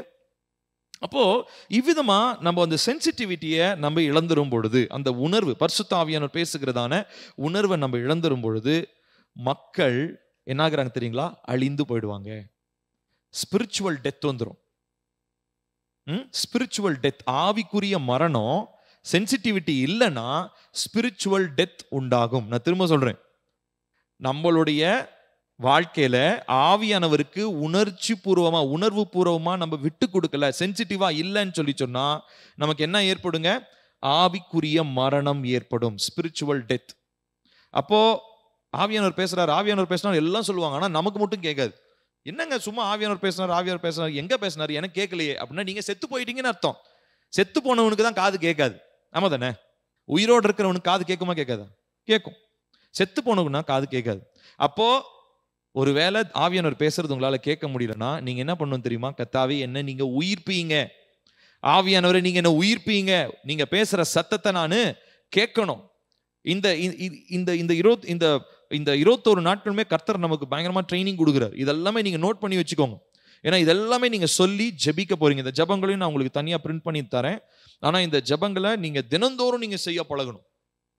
ஆவியானவருக்கு நம்ம எந்த அளவுக்கு சென்சிட்டிவா இருக்கிறோமோ அந்த அளவுக்கு நம்மளுடைய வாழ்க்கையில நம்ம ஸ்பிரிச்சுவலா நம்மளும் வளர முடியும், மற்றவர்களையும் தேவனுக்கு நேராக வழி நடத்த முடியும். புரியுதுங்களா? ஒரு வசனத்தை வாசிக்கலாம். எசேக்கியேல் 2வது அதிகாரம் 2வது வசனம். இங்க எசேக்கியேல் ஒரு காரியத்தை சொல்றாரு பாருங்களேன். எசேக்கியேல் 2:2.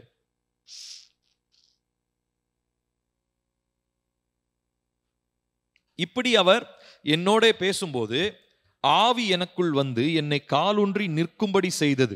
அப்பொழுது அவர் என்னுடனே பேசுகிறதை கேட்டேன். கவனிக்கணும். இப்போ எசேக்கியேலுக்கு வந்து நிக்கிறது கூட ஸ்ட்ரென்த் இல்லை. ஆவியானவர் வந்து பேசுறாரு. அவரு பேசும்போது சத்தம் கேக்குது, ஆனா ஏதோ செய்ய சொல்றாரு. ஆனா அதை செய்யறதுக்கு எந்திரிச்சு நிக்க பலன் இல்லை. அதனால இவர் என்ன பண்றாரு? இவர் ஜெபம் பண்ணிட்டு இருக்கும் போதே பாருங்க, ஆவியானவர் என்ன பண்றாருங்களா? அவர் இப்படி என்னோட பேசும்போது ஆவி எனக்குள் வந்து, ஏன்னா ஓல்ட் டெஸ்டமெண்ட்ல வந்து ஆவியானவர் வந்து போய் தான் இருந்தார், பெர்மனண்டா இல்லை. அதனால வந்து என்னை காலூன்றி நிற்கும்படி செய்தது. அப்பொழுது அவர் என்னுடனே பேசுகிறதை கேட்டேன். இப்ப கவனிக்கணும். இப்போ எசேக்கியேல் வந்து அந்த அளவுக்கு இஸ்ரவேல், அவர் எசேக்கியேலுடைய டிசைன் என்னதுங்க? எசேக்கியேல் வந்து தனக்காக வாழ்ந்த ஒரு மனுஷனே கிடையாது. எசேக்கியேல் யாருக்காக வாழ்ந்தாரு? இஸ்ரவேலுக்காகவே பிரத்யேகமா அழைக்கப்பட்ட ஒரு தீர்க்கதரிசி. இன்ஃபேக்ட் அதுக்கப்புறம் கூட பாத்தீங்கன்னா எசேக்கியேலுடைய ஒய்ஃப் இறந்துருவாங்கன்னு ஆண்டவர் சொல்லுவார். எசேக்கியேலுடைய ஒய்ஃப் அன்னைக்கு கூட நானும் தம்பியும் பேசிட்டு இருந்தோம். ப்ராஃபட்டா இருக்கிறது ரொம்ப ரொம்ப கஷ்டம். திடீர்னு பார்த்தீங்கன்னா ஆண்டவர் சொல்லுவார், உன் ஒய்ஃப் இறந்துருவா, முக்கியமானது உன்னை விட்டு போயிடும், ஆனால் நீ என்ன பண்ணக்கூடாது, அளவும் கூடாது, உன் கண்ணுல இருந்து ஒரு சொட்டு தண்ணி கூட வரக்கூடாதுன்னு. அன்னைக்கு சாயங்காலமே அவனோட ஒய்ஃப் இறந்துருவாங்க. யோசிச்சு பாருங்களேன் எப்படி இருக்கும்னு. எசேக்கியேல் 24வது அதிகாரம் 15வது வசனத்துல பாருங்களேன், ஆண்டவர் ஒரு காரியத்தை எசேக்கியேல்கிட்ட சொல்லுவார். அப்போ ஒரு தீர்க்க தரிசனம் எவ்வளோ டஃப்பான ஒரு வாழ்க்கை பாருங்களேன். பின்னும் கர்த்தருடைய வார்த்தை எனக்கு உண்டாகி அவர், மனுபுத்திரனே, இதோ நான் உன் கண்களுக்கு விருப்பமானவளை ஒரே அடியினால் உன்னை விட்டு எடுத்துக்கொள்வேன். ஆனாலும் நீ புலம்பாமலும் அழாமலும் கண்ணீர் விடாமலும் இருப்பாயாக. கீழே வாங்கப்பா. அலறாமல் பெருமூச்சு விடு, இழவு கொண்டாட வேண்டாம். உன் பாகையை உன் தலையிலே கட்டி உன் பாதரட்சைகளை உன் பாதங்களில் தொடுத்துக்கொள். உன் தாடியை மூடாமலும் துக்கம் கொண்டாடுகிறவர்களின் அப்பத்தை புசியாமலும் இருக்க கடவா என்றார். கீழே வாங்க. விடியற் காலத்தில் நான் ஜனங்களோட பேசினேன். அன்று சாயங்காலத்தில் என் மனைவி செத்து போனாள். எனக்கு கட்டளையிட்டபடியே விடியற் காலத்தில் செய்தேன். போதும். இப்போ பாருங்க, எசேக்கியேல் வாழ்க்கை அவ்வளோ விளையாட்டா போயிடுச்சு ஆண்டவருக்கு. நான் படிக்கும் போது அப்படிதான் யோசித்தேன். பாவம் ஆண்டவர், எசேக்கியேல் என்ன பண்ணா? தீர்க்கதரிசியா வந்தது ஒரு தப்பா, ஒரு குத்தமா? ஆண்டவர் என்ன சொல்றாருன்னா, உன் ஒய்ஃபை ஒரே அடியா நான் என்ன பண்ண போறேன், எடுத்துக்கொள்ள போறேன். உன் ஒய்ஃப் செத்துருவா, ஆனா நீ என்ன பண்ணக்கூடாது, அழக்கூடாது, ஒரு சொட்டு தண்ணி கூட உன் கண்ணுல இருந்து வரக்கூடாது. சரி, என்னத்துக்காக இப்படி பண்றீங்க அப்படின்னா, இதை வச்சு இஸ்ரவேலுக்கு நான் என்ன சொல்ல போறேன், ஒரு செய்தியை நான் சொல்லி தர போறேன். அதுக்கு என் ஒய்ஃப் தான் கிடைச்சாலா? எசேக்கியேல் யோசிச்சிருப்பாரா இல்லையா? யோசிச்சு பாருங்க. இது எல்லாமே தேவனுடைய ஆவியானவர் எசேக்கியேல்கிட்ட சொன்னது. ஆனா எந்த அளவுக்கு சென்சிட்டிவா இருந்தா பாருங்க, அவர் தேவன் சொன்ன மாதிரியே அடுத்த நாள் காலையில அவங்க ஒய்ஃப் என்ன ஆயிட்டாங்களாம், இறந்துட்டாங்க. எசேக்கியேல் பாருங்க எவ்வளோ எவ்வளோ ஒரு ஒரு பயங்கரமான ஒரு மனுஷனா இருந்திருப்பாரு. இப்போ பாருங்க எசேக்கியேலுடைய டிசைன் என்னன்னா, Ezekiel was called to be a prophet for Israel. இஸ்ரவேலுக்காக ஒரு தீர்க்கதரிசியா இருக்கிறது அவருடைய டிசைன். அவருடைய டிசைனின் படி அவர் கர்த்தருடைய ஃப்ரீக்வன்சியில காத்திருக்கும் போது கர்த்தர் அவரோட என்ன பண்றாரு, பேசுறார். நான் சொல்றது புரியுதுங்களா? சோ இப்போ நீங்களும் நானும் போய் எசேக்கியேலோட இடத்தை நிரப்ப முடியாது. நம்ம நமக்கு ஒவ்வொருத்தருக்கும் ஒரு டிசைன் வச்சிருக்கார். இப்போ உதாரணத்துக்கு பில்லி சிமிர்னா சர்ச்சில் ஒரு பாஸ்டரா இருக்கணும்ன்றது தேவனுடைய டிசைன். ஒரு 50 வருஷம் கழிச்சு தேவனுடைய டிசைன் ஒருவேளை மாறலாம், அவருடைய பிளான் வேற மாதிரி மாற்றலாம், இல்லை எங்கேயாவது என்னை கூட்டிட்டு கூட போகலாம். ஆனாலும் அவர் என்னைய சொல்ற வரைக்கும் நான் எங்கே தான் இருக்கணும். அவர் என்னைய ஒரிஜினலா எந்த இடத்துக்காக டிசைன் பண்ணி வச்சிருக்கிறாரோ, அந்த கான்ஃபிகரேஷன் எப்படி டிசைன் பண்ணி வச்சிருக்கிறாரோ அந்த கான்ஃபிகரேஷன்ல நான் இருக்கும் போது தான் அவருடைய ஃப்ரீக்வன்சி, அந்த அலைவரிசையில வருகிற அவருடைய சத்தத்தை என்னால் என்ன பண்ண முடியும், கேட்க முடியும். நான் சொல்றது புரியுதுங்களா? எசேக்கியேல் 36:26 கூட பாருங்க. நம்ம ஏற்கனவே கூட இதை வாசித்திருக்கோம். எசேக்கியேல் 36:26 உங்களுக்கு நவமான இருதயத்தை கொடுத்து உங்கள் உள்ளத்திலே புதிதான ஆவியை கட்டளையிட்டு கல்லான இருதயத்தை உங்கள் மாம்சத்திலிருந்து எடுத்து போட்டு சதையான இருதயத்தை உங்களுக்கு கொடுப்பேன் அப்படின்னு சொல்லி ஆண்டவர் சொல்றார். ஸோ இதுதான் நமக்கு இந்த 21 நாட்கள் நம்ம செஞ்சிட்டு இருக்கோம் இல்லைங்களா? கல்லான இருதயம், உணர்வற்ற இருதயம், இதெல்லாத்தையும் கர்த்தர் மாற்றி அந்த அறைகளில் தங்கியிருக்கிற அசுத்தங்களை எல்லாம் கர்த்தர் வெளியேற்றி இப்ப என்ன பண்றாருங்களா, சதையான இருதயத்தை கொடுக்குறாரு. என்னத்துக்கு இந்த சதையான இருதயம் தெரியுமா? அந்த சதையான இருதயம் தான் உணர்வுள்ள இருதயமா, கர்த்தருடைய சத்தத்தை எல்லாம் கேட்கக்கூடிய அந்த அலைவரிசையில அவைலபிளா ஆயத்தத்தோட காத்திருக்கிற ஒரு இருதயமா இருக்கும். கல்லான இருதயம் என்ன பண்ணும் தெரியுமா?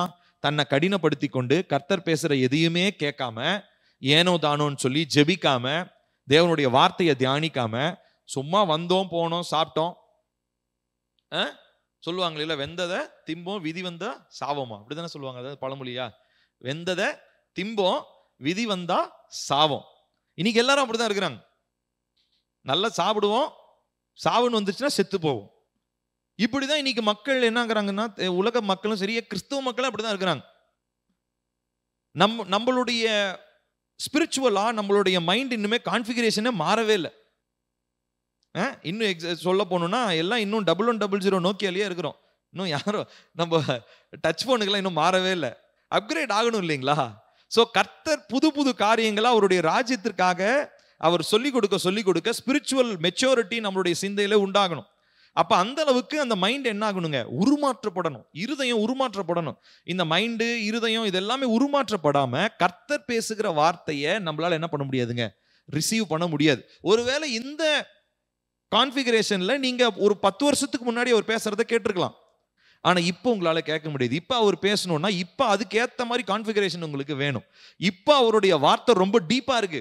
அந்த டீப்னஸ் புரிஞ்சுக்கிறதுக்கு அதுக்கேற்ற அளவுக்கு உங்களுடைய இருதயம் என்ன பண்ணணும், மாற்றப்படணும். இன்னும் 10 வருஷம் கழிச்சு இதே மாதிரி ஒரு டிக் டீப் 21 வைப்போம். அப்ப வேற மாதிரி இருக்கும்.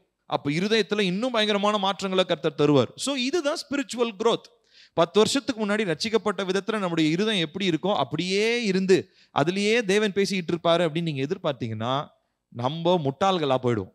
நம்ம அப்படி எதிர்பார்க்க கூடாது. எவ்ரி இயர், ஒவ்வொரு நாள், ஒவ்வொரு மாசம், ஒவ்வொரு நொடியும் கர்த்தர் நம்ம கிட்ட என்ன எதிர்பார்க்கிறாரு தெரியுங்களா?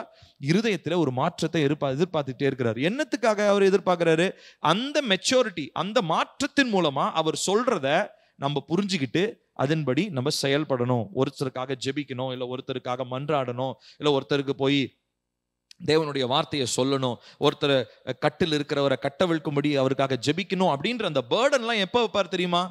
இந்த இருதயத்துல கர்த்தருடைய சத்தத்தை நம்ம கேட்க பழகும் போதுதான். இப்பொழுது நம்ம இதற்காக ஜெபிக்க போறோம். எல்லாரும் எழுந்து நிக்கலாமா? இந்த ஜெபத்தை நம்ம சொல்லி நம்ம ஜெபிக்க போகிறோம். எல்லாரும் எழுந்து நிப்போம். எல்லாரும் உங்க இருதயத்து மேல கை வச்சு சொல்லுங்க. பரிசுத்த பிதாவே, பரிசுத்த ஆவியானவருக்கு உணர்வற்றவனாய் என்னுடைய வாழ்க்கையில் பரிசுத்த ஆவியானவரை புறக்கணித்த எல்லா நேரங்களுக்கும் நான் இயேசுவின் நாமத்தில் மன்னிப்பையும் இரக்கத்தையும் கேட்கிறேன். என்னை மன்னித்து என் மேல் இரக்கமாயிரும். ஆமென் சொல்லி ஜெபம் பண்ணுங்க. கர்த்தாவே, நீங்க சொன்னதான நிறைய வார்த்தைகளை நான் கேட்காம உணர்வற்றவனா அப்பா, என்னுடைய இருதயம் கடின தன்மையோட உங்க சத்தத்தை நான் புறக்கணிச்சிட்டேன் அப்பா. இதற்காக நான் இப்பொழுது மனம் வருந்துகிறேன். கடந்த நாட்கள்ல நீங்க வெளிப்படையா ஒரு சில காரியங்களை நீங்க என்கிட்ட பேசியிருக்கிறீங்க. அந்த காரியங்கள் எல்லாம் நான் உணர்வற்றவனா நான் அதை புறக்கணிச்சிட்டேன். அது ஏனோதானோன்னு சொல்லி நான் தூக்கி போட்டுட்டேன் அப்பா. ஆனாலும் இப்போ என்கிட்ட ஆண்டவரே நீங்க பேசுகிற அந்த வார்த்தைக்காக ஸ்தோத்திரம் அப்பா. நான் இனிமேல் உங்களுடைய சத்தத்தை எதையுமே நான் புறக்கணிக்க போவது இல்லை. சொல்லுங்க எல்லாரும் வாயை திறந்து. அப்பா, இனிமேலும் பரிசுத்த ஆவியானவரே உங்களுடைய எந்த சத்தத்தையும் நான் புறக்கணிக்க போவது இல்லை. அந்த சத்தத்தை நான் கேட்டு அதுக்கு நான் கீழ்ப்படியணும் ஆண்டவரே. இதுக்கு முன்னாடி உங்க சத்தத்தை நான் புறக்கணிச்சிருப்பேன் அப்படின்னு சொல்லி சொன்னா அதற்கு தயவா என்ன மன்னியுங்க ஆண்டவரே. அடுத்ததாக சொல்லுங்க. பரலோக பிதாவே, பரிசுத்த ஆவியானவருக்கு உணர்வுள்ளவனாய் நான் இருக்க இயேசுவின் நாமத்தில் எனக்கு விசேஷித்த கிருபையையும் பலனையும் தருவீராக. ஆமென். கேட்கலாமா? கர்த்தாவே, நான் ஆண்டவரே உங்களுக்கு உணர்வுள்ளவனா இருக்கிறதுக்கு எனக்கு விசேஷித்த கிருபை எனக்கு தாங்கப்பா. அப்பா, விசேஷித்த கிருபை எனக்கு தாங்க. கேளுங்க, எல்லாரும் வாயை திறந்து கேளுங்களேன். பரிசுத்த ஆவியானவரே, நீங்க பேசுற சத்தத்துக்கு நான் உணர்வுள்ளவனா இருக்கணும் அப்பா. அந்த விசேஷித்த கிருபையை தாங்க. தேவையற்ற காரியங்களை என்னுடைய இருதயத்தை விட்டு தூக்கி போட்டுட்டு எப்பொழுதும் என்னுடைய இருதயம் பரிசுத்த ஆவியானவருக்கு உணர்வுள்ளதாகவே இருக்க எனக்கு உதவி செய்யுங்கப்பா. அடுத்ததாக சொல்லுவோம். தேவனே, நான் பரிசுத்த ஆவியானவருக்கு உணர்வற்றவனாய் இருந்ததினால் எனக்கும் தேவனுக்கும் இடையே கட்டப்பட்டுள்ள தடுப்பு சுவர்களை இயேசுவின் நாமத்தில் இடிந்து விழும்படி கட்டளை கொடுக்கிறேன். ஆமென். சொல்லி ஜெபிக்கலாமா? நம்ம இந்த மாதிரி உணர்வற்றவங்களா இருந்தனால நமக்கும் தேவனுக்கும் நடுவில் ஒரு பெரிய சுவர் எழும்பிடுச்சு. இப்ப அது இடிஞ்சு போகும்படி ஜெபிக்க போறோம். கர்த்தாவே, அப்ப உமக்கும் எனக்கும், நீங்க பேசுறது எனக்கு கேட்கல, நான் பேசுறது உங்களுக்கு கேட்கல. காரணம், உமக்கும் எனக்கும் நடுவில் ஒரு தடுப்பு சுவர் வந்துருச்சு ஆண்டவரே. இது என்னுடைய கீழ்ப்படியாமையினாலதான் வந்துச்சு. நான் உங்களை அசட்டை பண்ணினாலதான் வந்துச்சு. ஆவியானவருக்கு நான் உணர்வற்றவனா இருந்தனாலதான் இந்த தடுப்பு சுவர் எனக்கும் உமக்கும் நடுவில் வந்துருச்சு. ஆகையினால் இப்பொழுது இந்த தடுப்பு சுவர் இயேசுவின் நாமத்தினால் இடிந்து போகட்டும். நான் இப்பொழுது என்னுடைய இருதயத்தை உணர்வுள்ளவன் ஆகும்படி நான் ஒப்பு கொடுத்து ஜெபிக்கிறேன் அப்பா. நானும் நீங்களும் அப்பா ஒன்றா இணைஞ்சு பேசுகிற அந்த அனுபவத்துக்குள்ள வரணும் அப்பா. சொல்லுங்க, ஆவியானவரை பார்த்து சொல்லுங்க. ஆவியானவரே, நீங்களும் நானும் ஒன்னா இணைஞ்சு பேசணும் அப்பா. சொல்லுங்க வாயை திறந்து. ஆவியானவரே, நீங்களும் நானும் ஒன்னா இணைஞ்சு பேசணும் அப்பா. நீங்க பேசுகிற அந்த அலைவரிசையில நான் காத்திருக்கணும் அப்பா. உங்க சத்தத்தை நான் கேட்கணும் அப்பா. உமக்கும் எனக்கும் நடுவுல எந்த விதமான தடுப்பு சுவர்களும் இடுக்க கூடாது ஆண்டவரே. இது என்னுடைய ஆசீர்வாதத்தை தடை செய்யுது, என்னுடைய ஜெபத்தை தடை செய்யுது, எனக்கு வர வேண்டிய நன்மைகளை தடை செய்யுது, நீங்க சொல்றதான எச்சரிப்பு வார்த்தைகளை தடை செய்து, நீங்க சொல்லுகிறதான ஆண்டவரே இந்த எச்சரிப்புகளை ஆண்டவரே தடை பண்ணப்படுறதுனால நான் எத்தனையோ காரியங்களுக்காக நான் ஜெபிக்கிறத நான் விட்டுட்டேன். அதனால என் குடும்பத்துல அழிவு வந்துருச்சு, அதனால என் குடும்பத்துல ஆபத்து வந்திருக்குது, அதனால என் சபையில அநேக அழிவுகள் வந்திருக்கிறது. ஆனாலும் இனிமேலும் எனக்கும் உமக்கும் நடுவில் எந்த தடுப்பு சுவரும் இருக்க போவதில்லை என்று இயேசுவின் நாமத்தினால நான் ஜெபிக்கிறேன். அடுத்ததாக சொல்லுங்க. எனக்கென்று பிரத்யேகமாக தேவனால் ஏற்படுத்தப்பட்ட திட்டங்களை நான் உணர்வுள்ளவனாய் இருந்து பரிசுத்த ஆவியானவரிடமிருந்து கற்றுக்கொள்ள எனக்கு வேண்டிய கிருபையையும் ஞானத்தையும் தாரும். வேறு யாரையும் நான் பின்பற்றாதபடி தேவன் எனக்காய் வைத்திருக்கும் திட்டங்களை மாத்திரமே பின்பற்ற எனக்கு பலன் தாரும். ஆமா, எல்லாரும் கேட்கலாமா? கர்த்தாவே, அப்பா, நீங்க எனக்கு கற்றுக் கொடுக்கிறதான காரியங்களை குறித்து நான் உணர்வுள்ளவனா இருக்கணும் ஆண்டவரே. அதற்கு வேண்டிய ஞானத்தை எனக்கு தாங்க, அதற்கு வேண்டிய கிருபையை தாங்க, அதுக்கு வேண்டிய அறிவை எனக்கு தாங்க அப்பா. நீங்க ஏற்படுத்தி வைத்திருக்கிற உம்முடைய திட்டங்களை நான் புரிஞ்சுக்கொள்ளணும் அப்பா. அப்பா, என் வாழ்க்கையை பற்றி ஒரு திட்டத்தை வச்சிருக்கிறீங்க, என் குடும்பத்தை பத்தி ஒரு திட்டத்தை வச்சிருக்கிறீங்க, என்னுடைய ஊழியத்தை பற்றி ஒரு திட்டத்தை வச்சிருக்கிறீங்க. இதெல்லாம் நாங்க வேற எங்க இருந்தோ கத்துக்கணும்னு நாங்க நினைக்கிறோம். ஆனா நீங்க என்கிட்ட தனிப்பட்ட விதத்துல இதை பத்தி நீங்க என்கிட்ட வெளிப்படுத்தணும்னு நினைக்கிறீங்க ஆண்டவரே. ஆனா நான் தான் அப்பா தவறிட்டேன். ஆனா இப்பொழுது இயேசுவின் நாமத்தினால நான் கேட்கிறேன், உங்க சமூகத்துல நான் காத்திருக்கும் பொழுது என்னை குறித்து, என் குடும்பத்தை குறித்து, கணவனை குறித்து, மனைவியை குறித்து, என் பிள்ளைகளை குறித்து கர்த்தர் வைத்திருக்கிறதான திட்டங்களை பரிசுத்த ஆவியானவர் எனக்கு வெளிப்படுத்துங்க ஆண்டவரே. இதை புரிந்து கொள்ள வேண்டிய கிருபை எனக்கு தாங்கப்பா. இதை புரிந்து கொள்ள வேண்டிய ஞானத்தை எனக்கு தாங்கப்பா. அப்பா, நான் வேற எதையும் பின்பற்றக்கூடாது, வேற எந்த மனுஷன் சொன்னதையும் நான் பின்பற்றக்கூடாது, வேற யாரையும் எனக்கு மாதிரியா வைக்க கூடாது. கர்த்தர் எனக்கு வைத்திருக்கிற திட்டங்களையே எனக்கு முன்மாதிரியாக நான் வைக்கணும். ஓ, நீர் எனக்கு வைத்திருக்கிற திட்டங்களை மாத்திரமே நான் பற்றி பிடித்துக்கொள்ள எனக்கு உதவி செய்யுங்க. வேற எதன் மேல என்னுடைய கண்கள் போகக்கூடாதப்பா. நீர் எனக்காக வைத்திருக்கிற திட்டங்கள் மாத்திரமே என் கண்கள் பார்க்கணும். நீர் எனக்காக வைத்திருக்கிற திட்டங்களை மாத்திரமே என் காதுகள் கேட்கணும். நீர் எனக்காக வைத்திருக்கிற உம்முடைய ஆலோசனையை மாத்திரமே என்னுடைய இருதயம் புரிந்து கொள்ள வேண்டும். ஓ, நான் வேற எதையும் நான் ஏங்க கூடாதப்பா. வேற எல்லா தேவையில்லாத ஏக்கங்கள் என்னை விட்டு வெளியேறட்டும் அப்பா. தேவையில்லாத ஏக்கம் என்னை விட்டு வெளியேறட்டும் சொல்லுங்க. எல்லாரும் வாயை திறந்து சொல்லுவீங்களா? அப்பா, தேவையற்ற ஏக்கங்கள் என்னை விட்டு வெளியேறட்டும். தேவையற்ற ஆசைகள் என்னை விட்டு வெளியேறட்டும். இனிமே நான் ஆசைப்பட போவது எல்லாம் பரிசுத்த ஆவியானவர் எனக்கு வெளிப்படுத்துகிற திட்டங்களை தான். இனிமே நான் ஏங்க போவது எல்லாம் பரிசுத்த ஆவியானவர் எனக்காக வைத்திருக்கிறதான திட்டங்களை மாத்திரமே.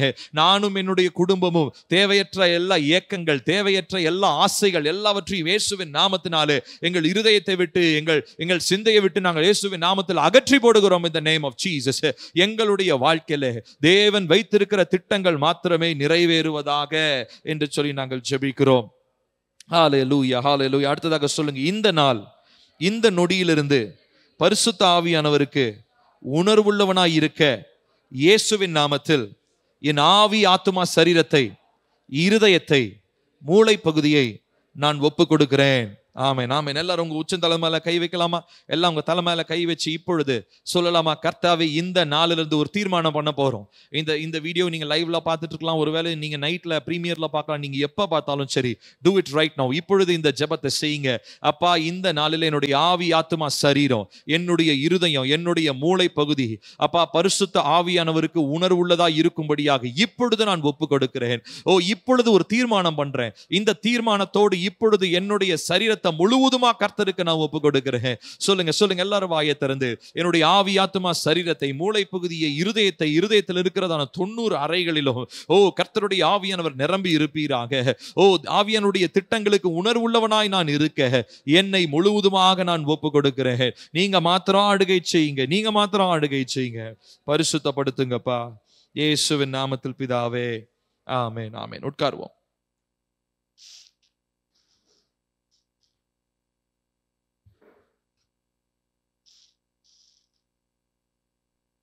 அடுத்ததாக நாம் பார்க்கிறது, நமக்கு தேவையான ஒரு பயம், the fear I need to have. அடுத்த தலைப்பு சங்கீதம் 110 111 10வது வசனம்.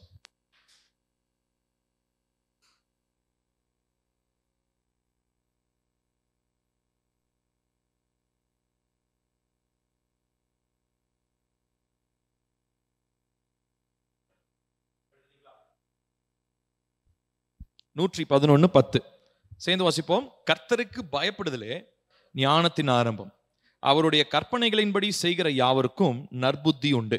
அவர் புகழ்ச்சி என்றைக்கும் நிற்கும். நமக்கு இந்த வசனம் தெரியும். கர்த்தருக்கு பயப்படுதல். பயத்துல நிறைய பயம் இருக்குதுங்க. நிறைய பயம் இருக்கு. பேயை பத்தி பயம், வியாதியை பத்தி பயம், நாயை பத்தி பயம். நிறைய பேருக்கு நாயை பார்த்தா அப்படியே திருச்சி ஓடுவாங்க. ரொம்ப அந்த நாய் பரிதாபமா இருக்கும். ஆனா அந்த நாயை பத்தி பயந்து ஓடுவாங்க. ஸோ ஒவ்வொருத்தருக்கும் ஒவ்வொரு விதமான பயங்கள் இருக்கு. ஆனா இங்க நம்ம பார்க்கறது, கர்த்தருக்கு பயப்படுகிற பயம் அப்படின்றது இது ஏதோ நடுக்கம். அதாவது நடுங்கிக்கிட்டு அவர் என்னை கொன்றுவாரு, என்னை அழிச்சு போட்டுருவாரு, அவர் பரிசுத்தர், நான் பாவி, அதனால என்னை கொன்று போட்டுருவாரு, அந்த பயம் கிடையாது. இங்க பேசப்படுகிற பயம் அப்படின்றது மரியாதை, கனம். நாம் அவருக்கு கொடுக்கிறதான ஒரு கனமாக இருக்கிறது. ஒரு டீப் சென்ஸ் ஆஃப் ஹானர். ஒரு மனதின் ஆழத்திலிருந்து நம்ம அவருக்கு கொடுக்கிறதான ஒரு மரியாதை. சரிங்களா? ஸோ இவ்விதமான இந்த பயம், அதாவது ஆவியானவருக்கு கொடுக்க வேண்டிய அந்த கனத்தை நம்ம கொடுக்கலன்னு சொல்லி சொன்னா நம்மளுடைய வாழ்க்கையில ஆவியானவரால் என்ன பண்ண முடியாது தெரியுங்களா? செயல்பட முடியாது. நான் திரும்ப சொல்றேன், பரிசுத்த ஆவியானவருக்கு கொடுக்க வேண்டிய அந்த கனத்தை, அந்த மரியாதையை நம்ம கொடுக்கலன்னு சொல்லி சொன்னா ஆவியானவருடைய சத்தத்தை நம்மளால கேட்க முடியாது. ஸோ எப்பெல்லாம் அவருக்கு நம்ம மரியாதை கொடுக்காம இருக்கோம் தெரியுமா? நம்மளுடைய சரீரத்தை நம்ம இஷ்டத்தின்படி நம்ம ஏதாவது ஒரு காரியத்தை செஞ்சுக்கும் போது. இப்போ உதாரணத்திற்கு எனக்கு காது குத்தணும்னு ரொம்ப ஆசையா இருக்குன்னு வச்சுக்கோங்களேன். எக்ஸாம்பிளுக்கு சொல்றேன். எல்லாரும் சைடில் ஒரு சைடு ஸ்டட்டு போடுறாங்க, ஆண்கள்லாம். நானும் ஒரு பக்கம் போட்டுக்கிறேன், எனக்கு ரொம்ப ஆசையா இருக்கு அப்படின்னு நான் போட்டேன் அப்படின்னா நான் என்ன பண்றேன்னு அர்த்தம்? என்னுடைய சரீரமாகிய இந்த ஆலயத்தை நான் கனம் பண்ணல. ஆவியானவர் சொல்லாம நான் ஏதோ ஒரு மாற்றத்தை என்னுடைய சரீரத்துல என்ன பண்றேன், நான் பண்ணுறேன். நான் பண்றப்போ என்ன பண்றேன், ஏன் இஷ்டம் ஏன் சரீரம்னு சொல்ல முடியாது. ஏன்னா இது யாருடைய ஆலயம், பரிசுத்த ஆவியினுடைய ஆலயம். அப்ப ஏன் இஷ்டத்துக்கு நான் என் காதுல ஓட்ட போட முடியாது. இது அதே மாதிரி தான் பார்த்தீங்கன்னா, இப்போ இந்த ரைட் டு அபார்ஷன் வந்து இது பண்ணாங்க, அதாவது அதை லீகலைஸ் பண்ணாங்க, யூஎஸ்ல பண்ணாங்க. இப்போ நம்ம இந்தியாவிலையும் ஒரு சில ஸ்டேட்ஸ்லாம் இருக்குது ரைட் டு அபார்ட், குழந்தை கருக்கலைப்பு பண்றது சட்டப்படி கரெக்ட். அதில் அவங்க சொல்றது என்னன்னா, மை பாடி மை சாய்ஸ், என்னுடைய சரீரத்தில் அந்த குழந்தை இருக்குது, அதனால நான் அழிக்கிறதுக்கு எனக்கு உரிமை இருக்குது. ஏன்னா குழந்தைய பெத்தெடுத்தா என்னுடைய சரீரம் என்ன ஆயிடும், மாறிடும், என்னுடைய ஷேப் மாறிடும், என்னுடைய ஹெல்த் போயிடும். நான் எப்பயுமே இளமையாவே இருக்க விரும்புறேன், அதனால நான் என்ன பண்ண மாட்டேன், குழந்தைய பெற்றெடுக்க மாட்டேன். அவங்க சொல்றது எல்லாமே மை பாடி மை சாய்ஸ். அதனால என்ன பண்ண போறேன், நான் போயிட்டு ஆஸ்பத்திரியில் போயிட்டு கருக்கலைப்பு செய்து கொள்ள போகிறேன். இப்ப இவங்க இப்படிப்பட்ட யோசனை பண்றவங்க எல்லாருமே என்னதான் பண்றாங்கன்னா, அவங்களுடைய சரீரத்தை என்ன பண்றாங்க தெரியுங்களா, அவங்க அவங்க வந்து அதை அசுத்தப்படுத்துறாங்க. அப்ப அந்த சரீரத்துல தங்கி இருக்கிறதான பரிசுத்த ஆவியானவருக்கு நம்ம என்ன பண்ணலங்க, கனத்தை கொடுக்கல. So every physical change that you do, இது மாத்திரம் இல்ல, பிசிக்கல் சேஞ்ச் மாத்திரம் இல்ல, தேவனுக்கு பிரியமில்லாத ஒண்ணு நம்ம இருதயத்துக்குள்ள போனாலும் நம்ம பரிசுத்த ஆவியானவர் என்ன பண்ணல, கனம் பண்ணலன்னு அர்த்தம்.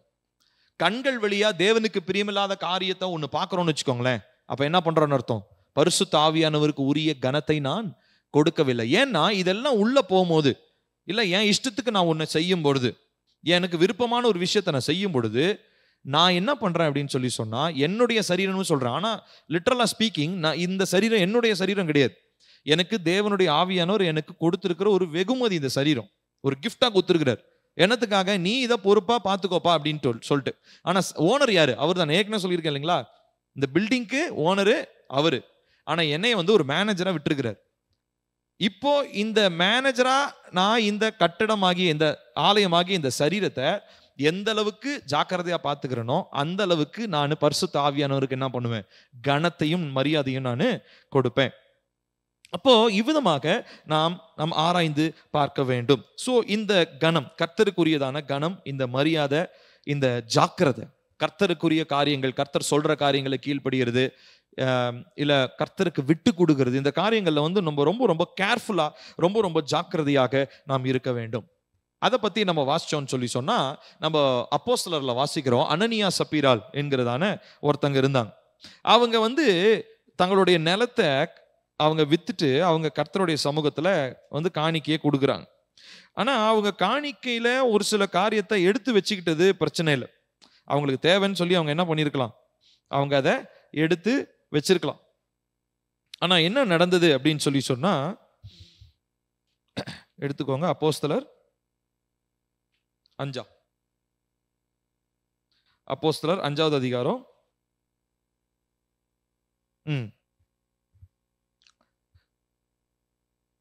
3வது வசனத்துல இருந்து.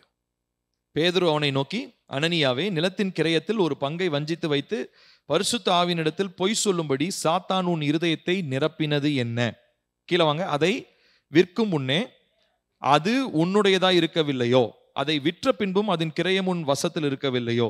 நீ உன் இருதயத்தில் இப்படிப்பட்ட எண்ணம் கொண்டது என்ன? நீ மனுஷரிடத்தில் அல்ல தேவனிடத்தில் பொய் சொன்னாய். இப்ப அனனியா சப்பீரா 2 பேருமே வித்தது பிரச்சனை கிடையாது, காசு எடுத்து வச்சது பிரச்சனை இல்லை. ஆனா இங்க வந்து என்ன பண்ணாங்க, பொய் சொன்னாங்க. என்ன பொய் சொன்னாங்க, நான் இவ்வளவுக்கு தான் நான் வித்தேன். 1 லட்ச ரூபாய்க்கு வித்தாங்கன்னு வச்சுக்கோங்களேன், அதுல ஒரு 40,000 ரூபாய் எடுத்து வச்சுக்கிட்டு 60,000 ரூபாய் மட்டும் போய் கொடுத்துட்டு நான் இவ்வளவுக்கு தாங்க மொத்த நிலத்தையும் வித்தேன். இல்லைங்க, 1 லட்ச ரூபாய்க்கு வித்தேன், 40,000 ரூபாய் என்ன பண்ணி வச்சிருக்கிறேன், நான் எடுத்து என் தேவைக்கு எடுத்து வச்சிருக்கிறேன், 60,000 ரூபாய் நான் கொடுக்குறேன் அப்படின்னு சொல்லலாம்ல. ஆனா அவர் என்ன பண்றாரு, 60,000 ரூபாய்க்கு தாங்க வித்தேன். இப்ப பாருங்க, பொய் சொல்லும் போது நம்ம என்ன பண்றோம் தெரியுங்களா, தேவனை கனவீனப்படுத்துகிறோம். we are dishonoring the Holy Spirit. பொய் சொல்லும் போது என்ன பண்றோமா, நம்ம தேவனை கனவீனப்படுத்துகிறோம். திரும்ப சொல்றேன், பொய் சொல்லும் போது, இச்சையான காரியங்களை பார்க்கும்போது, தேவையற்ற காரியங்களை பேசும்போது நாம் பரிசுத்த ஆவியானவரை கனவீனப்படுத்துகிறோம்.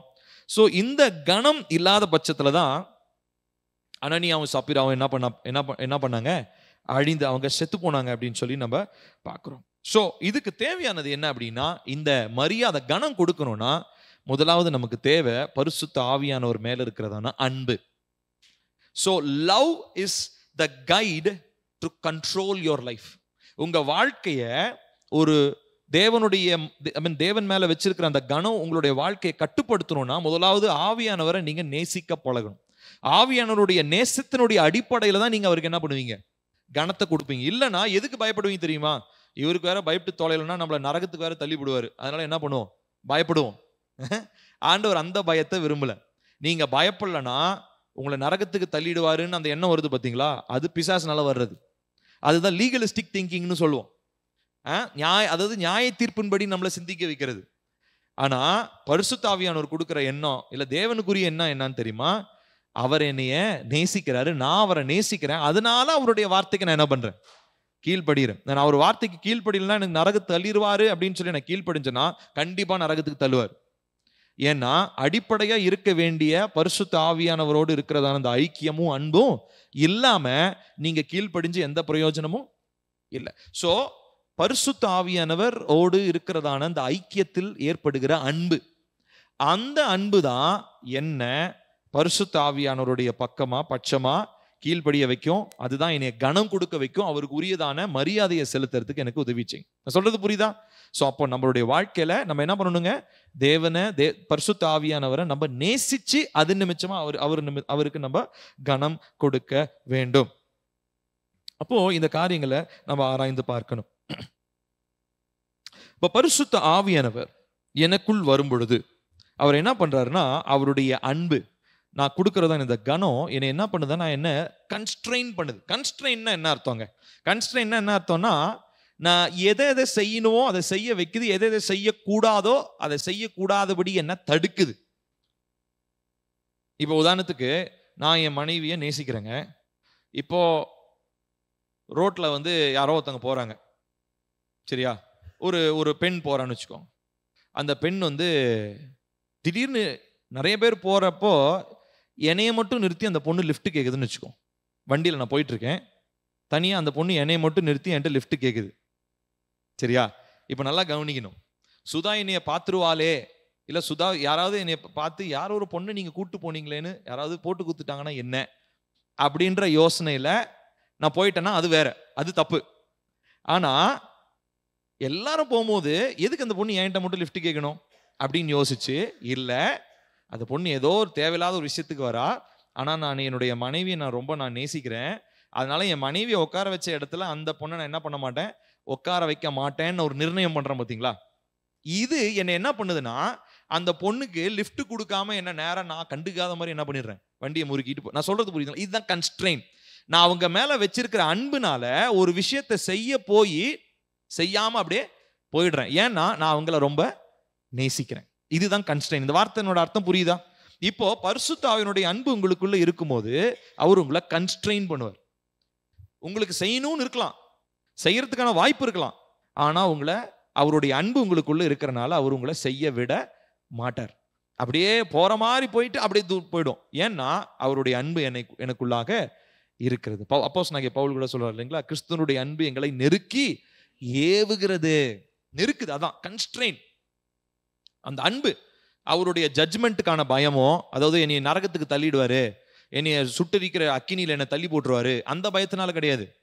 இப்போ நான் சொன்ன மாதிரி ஒய்ஃப் யாராவது என்னை பார்த்து சுதா கிட்ட சொல்லிடுவாங்க, இல்லை நம்ம சர்ச்சை ஆட்கள் யாராவது பார்த்து சுதா கிட்ட சொல்லிடுவாங்கன்ற அந்த பயம் இல்லை. நான் என் மனைவியை நேசிக்கிறனால இந்த பின்னாடி என் மனைவி உட்காரக்கூடிய இடத்துல அந்த பொண்ணை நான் என்ன பண்ண போறது இல்லை, உட்கார வைக்க போறது இல்லை. அது என்ன பண்ணிடுச்சு, அந்த செயலை என்னை லிமிட் பண்ணிடுச்சு, என்னை நெருக்கிடுச்சு. அந்த அன்பு என்னை நெருக்கிடுச்சு. ஏன்னா என் மனைவியை நான் ரொம்ப நேசிக்கிறேன், அதனால இந்த விஷயத்தை நான் செய்ய மாட்டேன், இந்த ஒரு தவறை நான் செய்ய மாட்டேன். அது தவறோ ரைட்டோ அது ரெண்டாவது, ஆனா நான் செய்யவே மாட்டேன். நான் சொல்றது புரியுதுங்களா? இதுதான் கன்ஸ்ட்ரெயின், நெருக்குகிறது. அப்போ பரிசுத்த ஆவியானவருடைய அந்த அன்பு உங்களுக்குள்ள வரும்போது அவர் என்ன பண்ணுவாருங்களா, உங்களை அவர் லிமிட் பண்ணுவார். ஸோ இந்த கணம் நம் தேவனுக்கு கொடுக்கும் பொழுது அவர் நம்முடைய வாழ்க்கையில இந்த கன்ஸ்ட்ரெயின், ஒரு நெருக்கத்தை ஏற்படுத்துவார். ரோமர் 5வது அதிகாரம் 5வது வசனம். ரோமர் 5:5 வாசிக்கலாமா? மேலும் நமக்கு அருளப்பட்ட பரிசுத்த ஆவியினாலே தேவ அன்பு, திரும்ப சேர்ந்து வாசிக்கலாமா? மேலும் நமக்கு அருளப்பட்ட பரிசுத்த ஆவியினாலே தேவ அன்பு நம்முடைய இருதயங்களில் ஊற்றப்பட்டிருக்கிறது. கவனிக்கணும், தேவனுடைய அன்பு பரிசுத்த ஆவியினால நம்முடைய உள்ளங்களில் என்ன பண்ணப்பட்டிருக்குதா, ஊற்றப்பட்டிருக்கிறது. அந்த நம்பிக்கை நம்மை வெட்கப்படுத்துவது இல்லை. கர்த்தருடைய வார்த்தை சத்தியம் இல்லையா? நம்ம என்ன பண்ண போறது இல்லை, வெட்கப்பட்டு போவது இல்லை. எதனால வெட்கப்பட்டு போவதில்லை? கிறிஸ்துவனுடைய அன்பு எனக்குள்ள பரிசுத்த ஆவியானவர் மூலமாக ஊற்றப்பட்டிருக்கிறதுனால. அந்த அன்பை நான் ஹோல்ட் ஆன் பண்ணிக்கணும். பரிசுத்த ஆவியினுடைய அன்பை நான் பிடிச்சு வச்சுக்கணும். அந்த அன்பு என்னை நெருக்கும். ஒரு சில காரியங்களை செய்யாதபடி என்னை என்ன பண்ணும், நெருக்கும், கன்ஸ்ட்ரெயின் பண்ணும் என்னைய. ஆனா அந்த கன்ஸ்ட்ரெயினுக்கு நான் விட்டு கொடுத்துடணும். இல்லைங்க நான் இப்படிதான் இருப்பேன், யார் என்னைய பார்த்தாலும் சரி, ஒருவேளை நான் ஒரு யோசிச்சு யார் என்னைய, இப்போ என் மனைவி அதை கோச்சிக்க போறது இல்லை. இப்போ அந்த விஷயம் செஞ்சதுக்கு அப்புறம் நான் அந்த சொன்ன எக்ஸாம்பிள் ஞாபகம் வச்சுக்கோங்க. இப்போ அந்த ஒரு லேடிக்கு நான் லிஃப்ட் கொடுக்குறேன்னு வச்சுக்கோங்களேன். வந்துட்டு என் ஒய்ஃப் கிட்ட நான் சொல்லி நியாயப்படுத்திடலாம். இல்லைம்மா பார்க்க பாவமாக இருந்துச்சு, ரோட்டில் தனியாக ஒரு பொண்ணு போயிட்டு இருந்துச்சு, அந்த பொண்ணுக்கு நான் லிஃப்ட் கொடுத்தேன் அப்படின்னு சொல்லி நான் என்ன பண்ணியிருக்கலாம் சொன்னால் அவங்களும் ஒன்றும் சண்டை போட போகிறது கிடையாது. ஆனால் நான் இந்த அன்பினாலே அந்த விஷயத்தை செய்யாமல் இருக்கும்போது எனக்கும் அவங்களுக்கும் இருக்கிறதான அந்த அன்பு என்ன ஆகுது, இன்னும் நெருக்கமாகுது. நான் சொல்றது புரியுதா? அப்போ அவங்ககிட்ட நான் சொல்லுவேன், இந்த மாதிரி ஒருத்தன் கேட்டாங்க, ஆனால் இந்த மாதிரி எனக்கு தோணுச்சு, ஆனாலும் நீ உட்கார்ந்த இடத்துல நான் தேவையில்லாத வேற ஒரு லேடியை நான் உட்கார வைக்கிறதுக்கு எனக்கு விருப்பம் இல்லைன்னு நான் அவங்ககிட்ட ஷேர் பண்ணும்போது எங்களுக்குள்ள இருக்கிற அன்பு என்னாகும், இன்னும் அதிகமாகும். நான் சொல்றது புரியுதுங்களா? ஸோ இதுதான் கன்ஸ்ட்ரெய்னிங், நெருக்குகிறது. ஸோ அந்த லவ், பரிசுத்த ஆவியின் மேல இருக்கிற அந்த அன்பு நம்மளை இவ்விதமான காரியங்களை செஞ்சுட்டு நியாயப்படுத்துறதுக்கு கிடையாது, செய்யாம இருக்கிறதுக்கும் அப்படின்னு சொல்ல முடியாது. அந்த அன்பே நமக்கு மையமா வந்துடும். நம்மள அதை அப்படியே அழகா தேவ சித்தத்தின்படி வெட்கப்படாத ஒரு காரியங்கள்ல நேர்த்தியான பாதையில நம்மளை என்ன பண்ணிடும், நடத்தி கொண்டு போய்விடும். சரிங்களா? ஸோ இப்போ இந்த காரியத்தை குறித்து நம்ம ரொம்ப ரொம்ப ஜாக்கிரதையாக இருக்கணும். ஸோ இப்போ பரிசுத்த ஆவியானவர் மேல இருக்கிறதான கணம், அந்த கணத்தின் நிமித்தமாய் வருகிறதான அன்பு, அந்த அன்பு இருதயத்தை நிரப்பும் பொழுது நாம் நிச்சயமாக தேவனுக்கு பிரியமில்லாத எந்த ஒரு காரியத்தை நம்ம செய்ய மாட்டோம். அது நம்மளை கன்ஸ்ட்ரெயின் பண்ணும். பரிசுத்த ஆவியானுடைய அன்பு நம்மை நெருக்குகிறதாக இருக்கிறது. 1 சாமுவேல் 12:24. 1 சாமுவேல்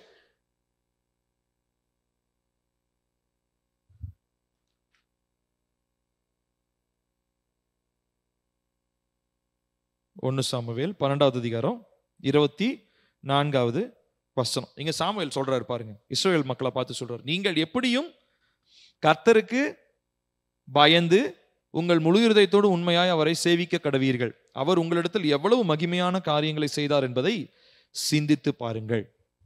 அந்த 24ஆம் வசனம் பாருங்க, நீங்கள் எப்படியும் கர்த்தருக்கு பயந்து, பயந்துனா நடுங்கிக்கிட்டு இல்ல, என்னை நரகத்துக்கு தள்ளிடுவாருன்ற அந்த பயம் இல்ல, அவரை கனத்தோட, அவருக்கு உரிய அந்த அந்த ஜாக்கிரதையோட, அந்த அன்பின் அந்த அன்பினுடைய நெருக்கத்தின் நிமித்தமா உங்கள் முழு இருதயத்தோடும் அவரை உண்மையா சேவியுங்கள். அப்பொழுது அவர் உங்களிடத்தில் எவ்வளவு மகிமையான காரியங்களை செய்தார் என்பதை சிந்தித்து பாருங்கள். அப்ப இதற்காக நம்ம ஜெபிக்க போகிறோம். கர்த்தர் மேல இருக்கிறதான அந்த கனம், அந்த மரியாதை, அது நிமித்தமா நம்முடைய இருதயத்துல வருகிறதான பரிசுத்த ஆவியினுடைய அன்பு. இதுக்காக ஜெபிக்கலாமா? எல்லாரும் எந்திரிச்சு நிக்கலாமா? எந்திரிச்சு நின்று இப்ப இதற்காக நம்ம ஜெபிக்க போகிறோம். எல்லாரும் உங்க இருதயத்து மேல கை வச்சு என் பின்னாடி இந்த ஜெபத்தை சொல்லுங்க. பிதாவாகிய தேவனே, நான் பரிசுத்த ஆவியானவருக்கு கனம் தராத விதமாய் நடந்து கொண்ட என்னுடைய செயல்பாடுகளுக்காக நான் இன்று இயேசுவின் நாமத்தில் மனம் விருந்துகிறேன். இயேசுவின் நாமத்தில் என்னை மன்னியும் பிதாவே. ஆமீன். சொல்லுங்க, எல்லாரும் வாய் திறந்து சொல்லுங்க. அப்பா, உங்களுக்கு கனம் தராத விதத்துல நான் நடந்துகிட்டேன். அப்பா, நிறைய தடவை உங்களுடைய அன்பை நான் உதாசீனப்படுத்திட்டேன். நிறைய தடவை உங்களுடைய அன்பு என்னை நெருக்கி இருக்கு, ஆனா அதுக்கு நான் கீழ்ப்படியாம போயிட்டேன். நிறைய நேரம் உங்களுக்குரியதான அந்த மரியாதையை நான் கொடுக்கல, ஆனா ஜாக்கிரதை உள்ளவனா நான் இல்லாம போயிட்டேன். அப்பா, இப்போ அதுக்காக இயேசுவின் நாமத்தினாலே நான் மனம் வருந்துகிறேன். சொல்லுங்க, மனம் உண்மையாலுமே மனம் வருந்தி சொல்லணும். நான் சொல்றனால சொல்ல வேண்டாம், உண்மையாலுமே மனசுல இருந்து சொல்லுங்க. பரிசுத்த ஆவியானவரே, உங்களுக்கு நான் கனம் தராததுனால அப்பா உங்களுடைய அன்பை நான் மறந்துட்டேன்ப்பா, அதற்காக இப்பொழுது நான் மனம் வருந்துகிறேன் ஆண்டவரே. அப்பா, உண்மையாலுமே நான் கேட்கிறேன் அப்பா, இனிமேலும் உங்களுடைய அன்பை நான் உதாசீனப்படுத்த கூடாது. இனிமேலும் உமக்குரிய கனத்தை நான் தர எனக்கு உதவி செய்யுங்கப்பா. அடுத்ததாக சொல்லி ஜெபிப்போம். பரிசுத்த பிதாவே, உம்மை குறித்தோ உம்மோடு தொடர்புடைய மற்ற எல்லா காரியங்களை குறித்தோ நான் மிகுந்த ஜாக்கிரதையுடனும் கனத்துடனும் நடந்து கொள்ள எனக்கு விசேஷ ஆவியின் அபிஷேகத்தை தாரும் என்று இயேசுவின் நாமத்தில் ஜெபிக்கிறேன். ஆமா, கேளுங்க. கர்த்தாவே, அப்பா உங்களுடைய காரியங்கள், உங்களுக்கு தொடர்பான காரியங்கள், அதுல நான் கனம் கொடுக்கணும்ப்பா. அது எனக்கு விசேஷித்த கிருபை தாங்கப்பா. இனிமேலும் நான் உதாசீனப்படுத்தக்கூடாது அப்பா. உங்களுடைய அன்பை நான் உதாசீனப்படுத்தக்கூடாது. இனிமேலும் அந்த அன்பு என்னை நெருக்கும் பொழுது அதை நான் புரிஞ்சுக்கணும். நான் ஏன் இதனால் நெருக்கப்படுறேன், ஏன் கர்த்தருடைய அன்பு என்னை நெருக்குகிறது என்பதை நான் புரிந்து கொள்ளணும் ஆண்டவரே. காரணம், நான் உங்க மேல கனத்தை வச்சிருக்கிறேன், நான் உங்க மேல மரியாதையை வச்சிருக்கிறேன் ஆவியானவரே. சொல்லுங்க, ஆவியானவரை பார்த்து சொல்லுங்க, வாயை திறந்து சொல்லுங்க. அப்பா, இனிமேலும் நான் விதமான காரியங்களை நான் அசட்டை பண்ண போறது இல்ல அப்பா. நான் ஜாக்கிரதையுடன் உம்முடைய காரியங்களை குறித்து அப்பா, நான் ரொம்ப ஜாக்கிரதையுடன் கனத்துடன் நான் நடந்து கொள்ள எனக்கு விசேஷித்த அந்த அபிஷேகத்தை எனக்கு தாங்க அப்பா. இந்த நாளில் அந்த விசேஷித்த அபிஷேகத்தை இயேசுவின் நாமத்தினாலே நான் பெற்றுக்கொள்கிறேன். அடுத்ததாக சொல்லுவோம். பிதாவாகிய தேவனே, ரோமர் 5:5 படி பரிசுத்த ஆவியினாலே தேவ அன்பு எங்களுடைய இருதயங்களில் ஊற்றப்பட்டிருக்கிறபடியால் அந்த அன்பு என்னை இயேசுவின் நாமத்தில் நெருக்கி கட்டுப்படுத்துவதாக. ஆமென், ஆமென். சொல்லுங்க, கர்த்தாவே உங்களுடைய அன்பு என்னுடைய இருதயத்தில் ஊற்றப்பட்டிருக்கிறது ஆண்டவரே. ஆகையினாலே இப்பொழுது இயேசுவின் நாமத்தினாலே அந்த அன்பு என்னை கட்டுப்படுத்தட்டும், என்னை நெருக்கட்டும், அதை என்னை கன்ஸ்ட்ரெயின் பண்ணட்டும். சொல்லுங்க, அன்புனாலே நம்ம கட்டப்படணுங்க, வேற எதனாலும் நம்ம கட்டப்படக்கூடாது. பரிசுத்த ஆவியினுடைய அன்பு நம்மளை கட்டுப்படுத்தணும். அதுதான் பாவம் செய்யாம இருக்கிறதுக்கு நமக்கு தடை பண்ணும். அதுதான் மாம்சத்தின் கிரியைகளை நம்மளை விட்டு வெளியேற்றும். ஆகையினால இந்த கன்ஸ்ட்ரெயின்ன்றது ரொம்ப ரொம்ப அவசியம். எல்லாரும் வாயத்தந்து சொல்லலாமா? பரிசுத்த ஆவியானவரே, உங்க அன்பு என்னை கட்டுப்படுத்துவதாக, உங்களுடைய அன்பு என்னை கட்டுப்படுத்துவதாக, உம்முடைய அன்பு என்னை நெருக்கட்டும் ஆண்டவரே. உம்முடைய அன்பு என்னுடைய இருதயத்தில் ஊற்றப்பட்டிருக்கிறனாலே அந்த நெருக்கத்தின் நிமித்தமாய் நான் உமக்கு கனம் தர, உங்க சித்தத்தை செய்ய அப்பா, நான் இன்னும் உங்களை நான் சார்ந்து கொள்ள பரிசுத்த ஆவியானவருடைய அன்பு என்னுடைய இருதயத்தில் ஊற்றப்படுவதாக. இதனால் என்னுடைய வாழ்க்கையில், ஆவிக்குரிய வாழ்க்கையில ஒரு கட்டுப்பாடு உண்டாகட்டும், ஒரு கட்டுப்பாடு உண்டாகட்டும், ஒரு நெருக்கம், அன்பினாலே உண்டாகுகிற நெருக்கம் என்னுடைய இருதயத்தில் உண்டாகும்படியாக இயேசுவின் நாமத்தினால் நான் ஜெபிக்கிறேன்ப்பா. ஹல்லேலூயா. அடுத்தது சொல்லுங்க. தேவனே, நீர் இன்று என்னை பரிசுத்த ஆவியானவர் மேலுள்ள கனத்தினாலும், பரிசுத்த ஆவியானவர் மேலுள்ள ஜாக்கிரதையினாலும், பரிசுத்த ஆவியானவர் மேலுள்ள ஆச்சரியத்தினாலும், பரிசுத்த ஆவியானவர் மேலுள்ள அதிக மரியாதையினாலும் என்னை இயேசுவின் நாமத்தில் நிரப்புவீராக. சொல்லலாமா? கர்த்தாவே, இந்த நாளிலே பரிசுத்த ஆவியானவரை குறித்த ஒரு ஆச்சரியம், பரிசுத்த ஆவியானவரை குறித்த ஒரு கனம், பரிசுத்த ஆவியானவரை குறித்ததான ஒரு ஒரு ஒரு மதிப்பு என்னுடைய இருதயத்தில் அதிகரிக்கட்டும் ஆண்டவரே. இவ்வளவு நாள் எனக்குள்ள இருந்ததான அவரை நான் தூஷணமா நினைச்சிட்டேன், நான் தூஷணம் பேசிட்டேன், உதாசீனப்படுத்திட்டேன். ஆவியானவர் என்னமோ ஏதோன்னு சொல்லி நான் நினைச்சிட்டேன். ஆனா இனிமே ஆவியானவருக்கு உரிய கனத்தை, ஆவியானவருக்கு உரிய மரியாதையை, ஆவியானவருக்கு உரியதான அவருடைய அந்த ஜாக்கிரதை, அந்த ஆச்சரியத்தினாலே என்னுடைய வாழ்க்கை நிரப்பப்படட்டும் ஆண்டவரே. வானத்தையும் பூமியும் உண்டாக்கின தேவன் என்னுடைய இருதயத்துல வாசம் பண்ணுவது எவ்வளவு ஆச்சரியமான காரியம் அப்பா. ஆனா இதை நாங்க மறந்துட்டோமே, இதை நாங்க புறக்கணிச்சிட்டோமே அப்பா, இதை நாங்க உதாசீனப்படுத்திட்டோமே. ஆனாலும் ஆவியானவரே, இந்த நாளிலே அப்பா உன் மேல இருக்கிறத அந்த கனம், அந்த ஜாக்கிரதை, அந்த ஆச்சரியம், அந்த மரியாதை என்னுடைய இருதயத்துல பெருகும்படியாக நான் ஜெபிக்கிறேன்ப்பா.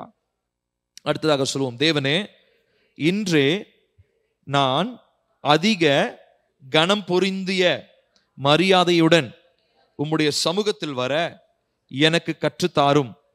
அன்று அப்போஸ்தலர்களை அபிஷேகித்து உன்னதத்தின் வல்லமையினால் நிரப்பினீரே, அதே போல நீர் இன்று என்னை அபிஷேகித்து உமக்குரிய கனத்துடன் நான் நடந்து கொள்ள எனக்கு இயேசுவின் நாமத்தில் கிருபை தருவீராக.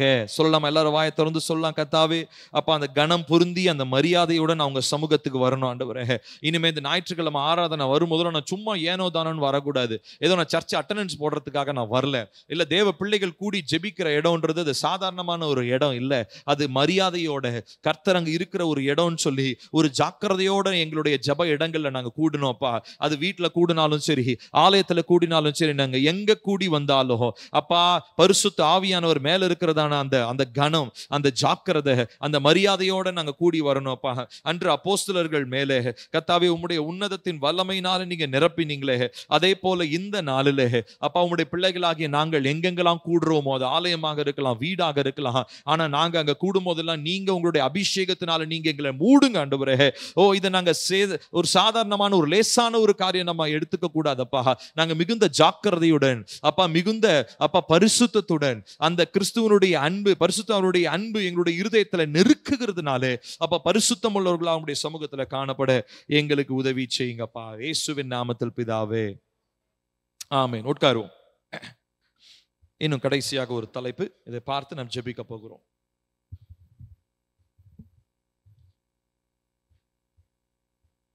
அடுத்ததாக பரிசுத்த ஆவியானவருடைய மெல்லிய சத்தம், the inner small voice of the Holy Spirit. 3 காரியங்களை இன்னைக்கு நம்ம பார்த்திருக்கிறோம். முதலாவது நம்ம பார்த்தோம், என்ன பார்த்தோம்? உணர்வுள்ளவர்களாக இருக்கிறது, சென்சிட்டிவிட்டி, அவருடைய ஃப்ரீக்வன்சியில நம்ம இருக்கணும் அப்படின்னு சொல்லி பார்த்தோம். ரெண்டாவதா அவருக்குரியதான அந்த பயம், அந்த பயம்ன்றது கனமும் மரியாதையும் கொடுக்கிற ஒரு பயம், அது நிமித்தமாக வருகிற அன்பு அப்படின்னு பார்த்தோம். மூன்றாவது நம்ம பார்த்து இந்த நாளிலே நம்ம நிறைவு செய்ய போகிறோம், அவருடைய மெல்லிய சத்தம். கர்த்தர் பொதுவா இப்ப யோசிச்சு பாருங்க, கர்த்தர் பரலோகத்துல இருக்காரா? எல்லாரும் நீ பாருங்களேன், கர்த்தர் பரலோகத்துல இருக்காரா? அங்கிருந்து வேகமா அப்படி கீழே பார்த்து வாயை திறந்து அவர் பேசினாருன்னா நம்ம கேட்க தானே செய்யும், கேட்கும். கேட்கறதோட அதுதான் நம்ம வாழ்க்கையில கேட்கிற கடைசி சத்தமா இருக்கும், ஏன்னா செத்து போயிடும். ஏன்னா கர்த்தருடைய சத்தத்தை ஒரு மனுஷனும் கேட்டுட்டு உயிரோட இருக்க முடியாது. அவருடைய சத்தத்தை பத்தி சொல்லும் பொழுது அது பெருவெள்ள இரைச்சல் போலவும், அது பயங்கரமா, அதாவது அதை பத்தி நீங்க டிஸ்கிரிப்ஷன் நீங்க ரெவலேஷன்ல, யாத்ராகமத்துல கூட பயங்கரமா இருக்குது. யாத்ராகமத்துல கூட பாத்தீங்கன்னா கர்த்தருடைய மகிமை அந்த சீனாய் மலையினுடைய உச்சில வந்ததுங்களாம், இடியும் மின்னலும் புகையுமா இருந்துச்சாம். ஜனங்கள் எல்லாம் கீழே அப்படியே சாஷ்டாங்கமா விழுந்துட்டாங்க. ஏன்னா கர்த்தருடைய சத்தத்தை அவங்களால கேட்க முடியல.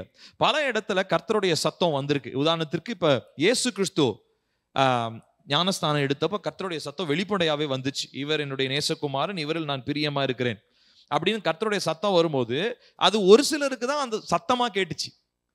ஆனா மற்றவங்களுக்கு அது இடி மின்னலா தான் அது இருந்துச்சு. நான் சொல்றது புரியுதுங்களா? அதே மாதிரி பவுல் இடத்துல கர்த்தர் பேசும்போது கூட கவனிச்சிங்கன்னா கர்த்தருடைய சத்தம் பவுலுக்கு தெளிவான வார்த்தையா இருந்துச்சு, மற்றவங்களுக்கு அது புரியல. என்னடா அது, என்னடா ஏதோ சத்தம் திடீர்னு வருது, ஏதோ இடி மின்னல் இடிக்குதேன். இடி மின்னலாதான் மற்ற மக்களுக்கு புரியும். ஆனா தேவன் யாருக்கிட்ட ஸ்பெசிபிக்கா பேசணும்னு நினைச்சாரோ அவங்களுக்கு அந்த தெளிவான சத்தம் புரிஞ்சிச்சு. இதுதான் ஓல்டு டெஸ்டமெண்ட்ல, மற்றபடி பரிசுத்த ஆவியானவருக்கு முன்பதான காலங்களில்னு சொல்லலாம். ஆனா இப்போ நல்லா கவனிக்கணும், இப்போ கர்த்தர் என்கிட்ட பேசணும்னா பரிசுத்த ஆவியானவர்ன்ற ஒருத்தர் மூலமா மாத்திரம் தான் என்கிட்ட பேச முடியும்.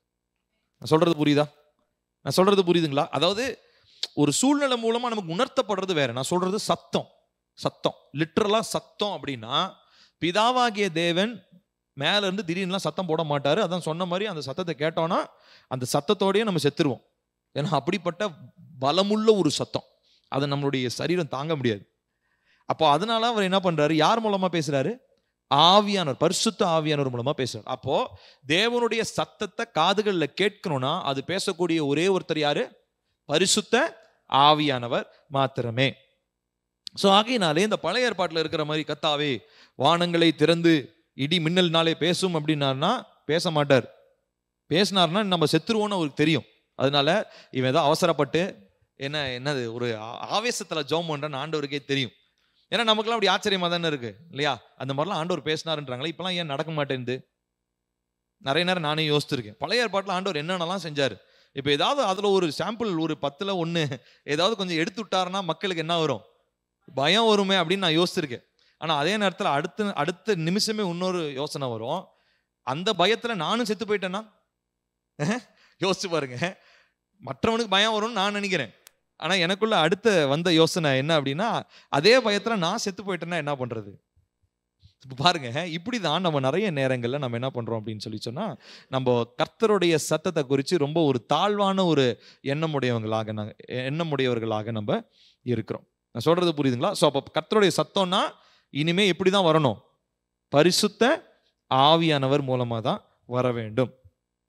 ஸோ இந்த சத்தம் ஒரு நாளும் நம்மளை கட்டாயப்படுத்தாது. நல்லா கவனிக்கணும், இந்த சத்தம் ஒரு நாளும் நம்மளை கட்டாயப்படுத்தாது, புஷ் பண்ணாது, ஃபோர்ஸ்ஃபுல்லா இருக்காது. ஏய் இதை போய் செய்யலனா அவ்வளோதான் தொலைஞ்ச நீ அப்படிலாம் ஆண்டோடைய சத்தம் வராது. நான் சொல்றது புரியுதுங்களா? இப்போ உதாரணத்துக்கு நான் வண்டி ஓட்டிட்டு போயிட்டு இருக்கேன்.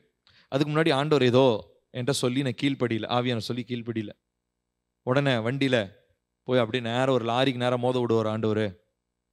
நான் சொன்னதை கீழ்ப்படியில, போடா லாரியில போய் மோதிக்கோ போ அப்படின்னு சொல்லுவார். இல்லை, இப்போ நிறைய நேரம் நம்ம அப்படிப்பட்ட இதுதான் நேற்று நான் பேசினேன் இல்லைங்களா, ஃபால்ஸ் பிலீஃப், பரிசுத்த ஆவியானவரை குறித்ததான தவறான கண்ணோட்டங்கள் அந்த மாதிரி நிறைய பேர் வச்சிருக்கிறாங்க. நிறைய பேர் எப்படி சொல்லுவாங்க, பரிசுத்த ஆவியானவருக்கு நான் கீழ்ப்படியலைங்க, அதனால எனக்கு திடீர்னு வந்து அந்த மாதிரி ஆச்சு, திடீர்னு இந்த மாதிரி ஆச்சு. தேவன் சிச்சிக்கிறது வேற, ஆனா இதை நம்ம ஆராய்ந்து பார்க்கணும். இப்படி செய்யலைன்னா என்னை அப்படி தள்ளி விட்டுருவாரு, இல்லை கீழே தள்ளி விட்டுருவாரு, இல்லை வியாதி கொடுத்துருவாரு, இல்லை கேன்சர் கொடுத்துருவாரு. நிறைய பேர் அப்படி யோசிப்பாங்க. இந்த கேன்சர் ஏன் தெரியுமா, நீ கீழ்ப்படியாம போனனால தான் உனக்கு கேன்சர்னுவாங்க. இப்போ பாருங்க, நிறைய பேருடைய புரிந்து கொள்ளுதல், ஆவியானவரை குறித்ததான ஒரு புரிந்து கொள்ளுதலே ரொம்ப ரொம்ப தவறானதாக இருக்கிறது. அப்போ நம்ம அதை ஆராய்ஞ்சு பார்க்கணும். கேன்சர்னா சும்மா வெறும் கேன்சர்னு நம்ம சொல்லிடக்கூடாது. அதுக்கு பின்னாடி இருக்கிறதான காரியங்களை நம்ம ஆராய்ந்து பார்க்கணும். அதுக்கு பின்னாடி இருக்கிற சாபங்கள் இருக்கலாம், பரம்பரையான சாபங்கள் இருக்கலாம், இக்னரன்ஸ் கூட இருக்கலாம், அறியாமை இருக்கலாம், இப்படி நிறைய காரியங்கள் இருக்கிறது. ஆகையினாலே ஏதாவது ஒன்று தப்பு நடந்துச்சுன்னா, நீ பரிசுத்த ஆவியானவருக்கு கீழ்ப்படியில, அதனால தான் ஆண்டவர் என்ன பண்ணிட்டாரு, உன்னை பிடிச்சி தள்ளி விட்டாரு, உன்னை பிடிச்சி தண்டிச்சிட்டாரு அப்படின்லாம் நம்ம சொல்லக்கூடாது. ஆண்டவர் நமக்கு சிச்சிப்பார். சிச்சிக்கிறது வேற, நம்மளை பிடிச்சி வழியனா ஒரு ஆபத்துலையோ ஒரு விபத்துலையோ சிக்கி கொள்ளும்படி நம்மளை தள்ளி விடுறது வேற. பரிசுத்த ஆவியானவர் ஒருபோதும் அப்படி பண்ண மாட்டார். ஸோ அதனால தான் சொல்றேன், பரிசுத்த ஆவியினுடைய சத்தம் it will not be forceful. ரொம்ப கட்டாயப்படுத்துகிற விதமாக தேவன் பேச மாட்டாரு. அவர் பேசுவது ரொம்ப ரொம்ப ஜென்டிலா, ரொம்ப மெல்லிய விதத்துல அவர் நம்மோடு கூட பேசுவார். ரெண்டாவதா நாம் புரிந்து கொள்ள வேண்டியது, அவர் பேசுவது எப்பொழுதும் தேவனுடைய வார்த்தையோடு இணைந்து போகும். The voice of the Holy Spirit will always align with the word of God. பரிசுத்த ஆவியனுடைய சத்தம் எப்பொழுதும் பரிசுத்த வேதாகமத்தில் இருக்கிற வார்த்தைகளோடு ஒன்றி போகும். மற்றபடி பரிசுத்த வேதாகமத்துக்கு எதிர்மறையான ஒரு விஷயத்தை ஆவியானவர் என்ன பண்ண மாட்டாரு, பேச மாட்டார். திரும்ப சொல்றேன், நல்லா கவனிங்க. பைபிள்ல இருக்கிற வசனத்துக்கு எதிர்மறையா பரிசுத்த ஆவியானவர் ஒரு நாளும் பேச மாட்டாரு. இப்போ உதாரணத்துக்கு, இப்போ ரீசெண்டா ஒருத்தர் இருக்கிறார் யூடியூப்ல, அவர் சும்மா டைட்டில் தான் நான் பார்த்தேன், உள்ளலாம் போய் பார்க்கல. பரிசுத்த ஆவிய தேவன் 2024 இந்த மாசத்துல வருவாருன்னு ஒருத்தர் சொல்லிட்டு இருக்கிறார். ஆண்டவர் என்கிட்ட சொன்னார். அவர் சொன்ன நாள் முடிஞ்சிச்சா? அவர் என்ன நடத்தல, அவர்கிட்ட கேள்வி கேட்கணும். ஏங்க நீங்க சொன்னீங்களா ஏன் ஆண்டவர் வரலன்னு? யோனா மாதிரி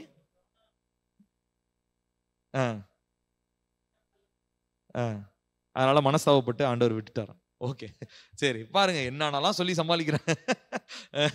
நிறைய பேர் இப்படிதான் பண்றோம். என்னன்னலாம் சொல்றாங்க பாருங்க அப்படின்ற மாதிரி, இப்படி நிறைய பேர் இப்படி கதை விட்டுக்கிட்டு தீர்க்க தரிசனம் சொல்லிக்கிட்டு தேவன் ரொம்ப, அதனாலதான் நான் எதுக்காக இந்த எக்ஸாம்பிள் சொல்றேன்னா, கர்த்தருடைய வசனம் தெளிவா என்ன சொல்லுது, கர்த்தருடைய வருகையை யாராலையும் கணிக்க முடியாது, சொல்ல முடியாது, பிதா ஒருவரை தவிர வேற யாருக்குமே தெரியாதுன்னு இருக்கு. ஆனா நம்பால் என்ன சொல்றாரு, நம்ம செலிபிரிட்டி இவர் என்ன பண்றாருன்னா, கர்த்தர் இப்ப வருவாரு என்கிட்ட சொல்லி இருக்கிறாருன்னு. அப்ப அவர் பேசுனதுக்கிட்ட அவர்கிட்ட பேசுனது ஆவியானவரா இல்ல அசுத்தாவியா? அசுத்தாவி. தெளிவாவே புரிஞ்சுக்கலாம். ஏன்னா கர்த்தருடைய வார்த்தை என்ன சொல்லி இருக்கு, என்னுடைய வருகையை பத்தி யாருக்குமே தெரியாதுன்னு ஏசப்பாவே சொல்றார். பிதா ஒருவரை தவிர யாருக்குமே தெரியாதுன்னு அவர் சொல்றார். வசனம் அப்படி எழுதி இருக்க, இவர் இங்க கர்த்தர் என்கிட்ட சொன்னாருன்னு சொன்னா நீங்க கேட்கணுமா கேட்கக்கூடாதா? கண்டிப்பா கேட்கக்கூடாது. யூடியூப்ல அந்த மாதிரி ஏதாவது வீடியோ வந்துச்சுன்னா ரிப்போர்ட் பண்ணி பிளாக் பண்ணி விட்டுருங்க. ஹேட்ஃபுல் ஸ்பேம் அஃபென்சிவ் அப்படின்னு ஒன்று இருக்கும், அதை போட்டு பிளாக் பண்ணி விட்டுருங்க. நான் நிறைய நேரங்களில் இந்த மாதிரி தேவையில்லாத விஷயங்கள், ஆவியானவர் என்கிட்ட சொன்னார், ஆவியானவர் அப்படி செய்ய சொன்னார், இப்படி செய்ய சொன்னார், நிறைய பேர் கதை விட்டுக்கிட்டு இருக்காங்க யூடியூப்ல. அதெல்லாம் என்ன பண்ணிடுங்க, ரிப்போர்ட் பண்ணி விட்டுருங்க அந்த சேனல்.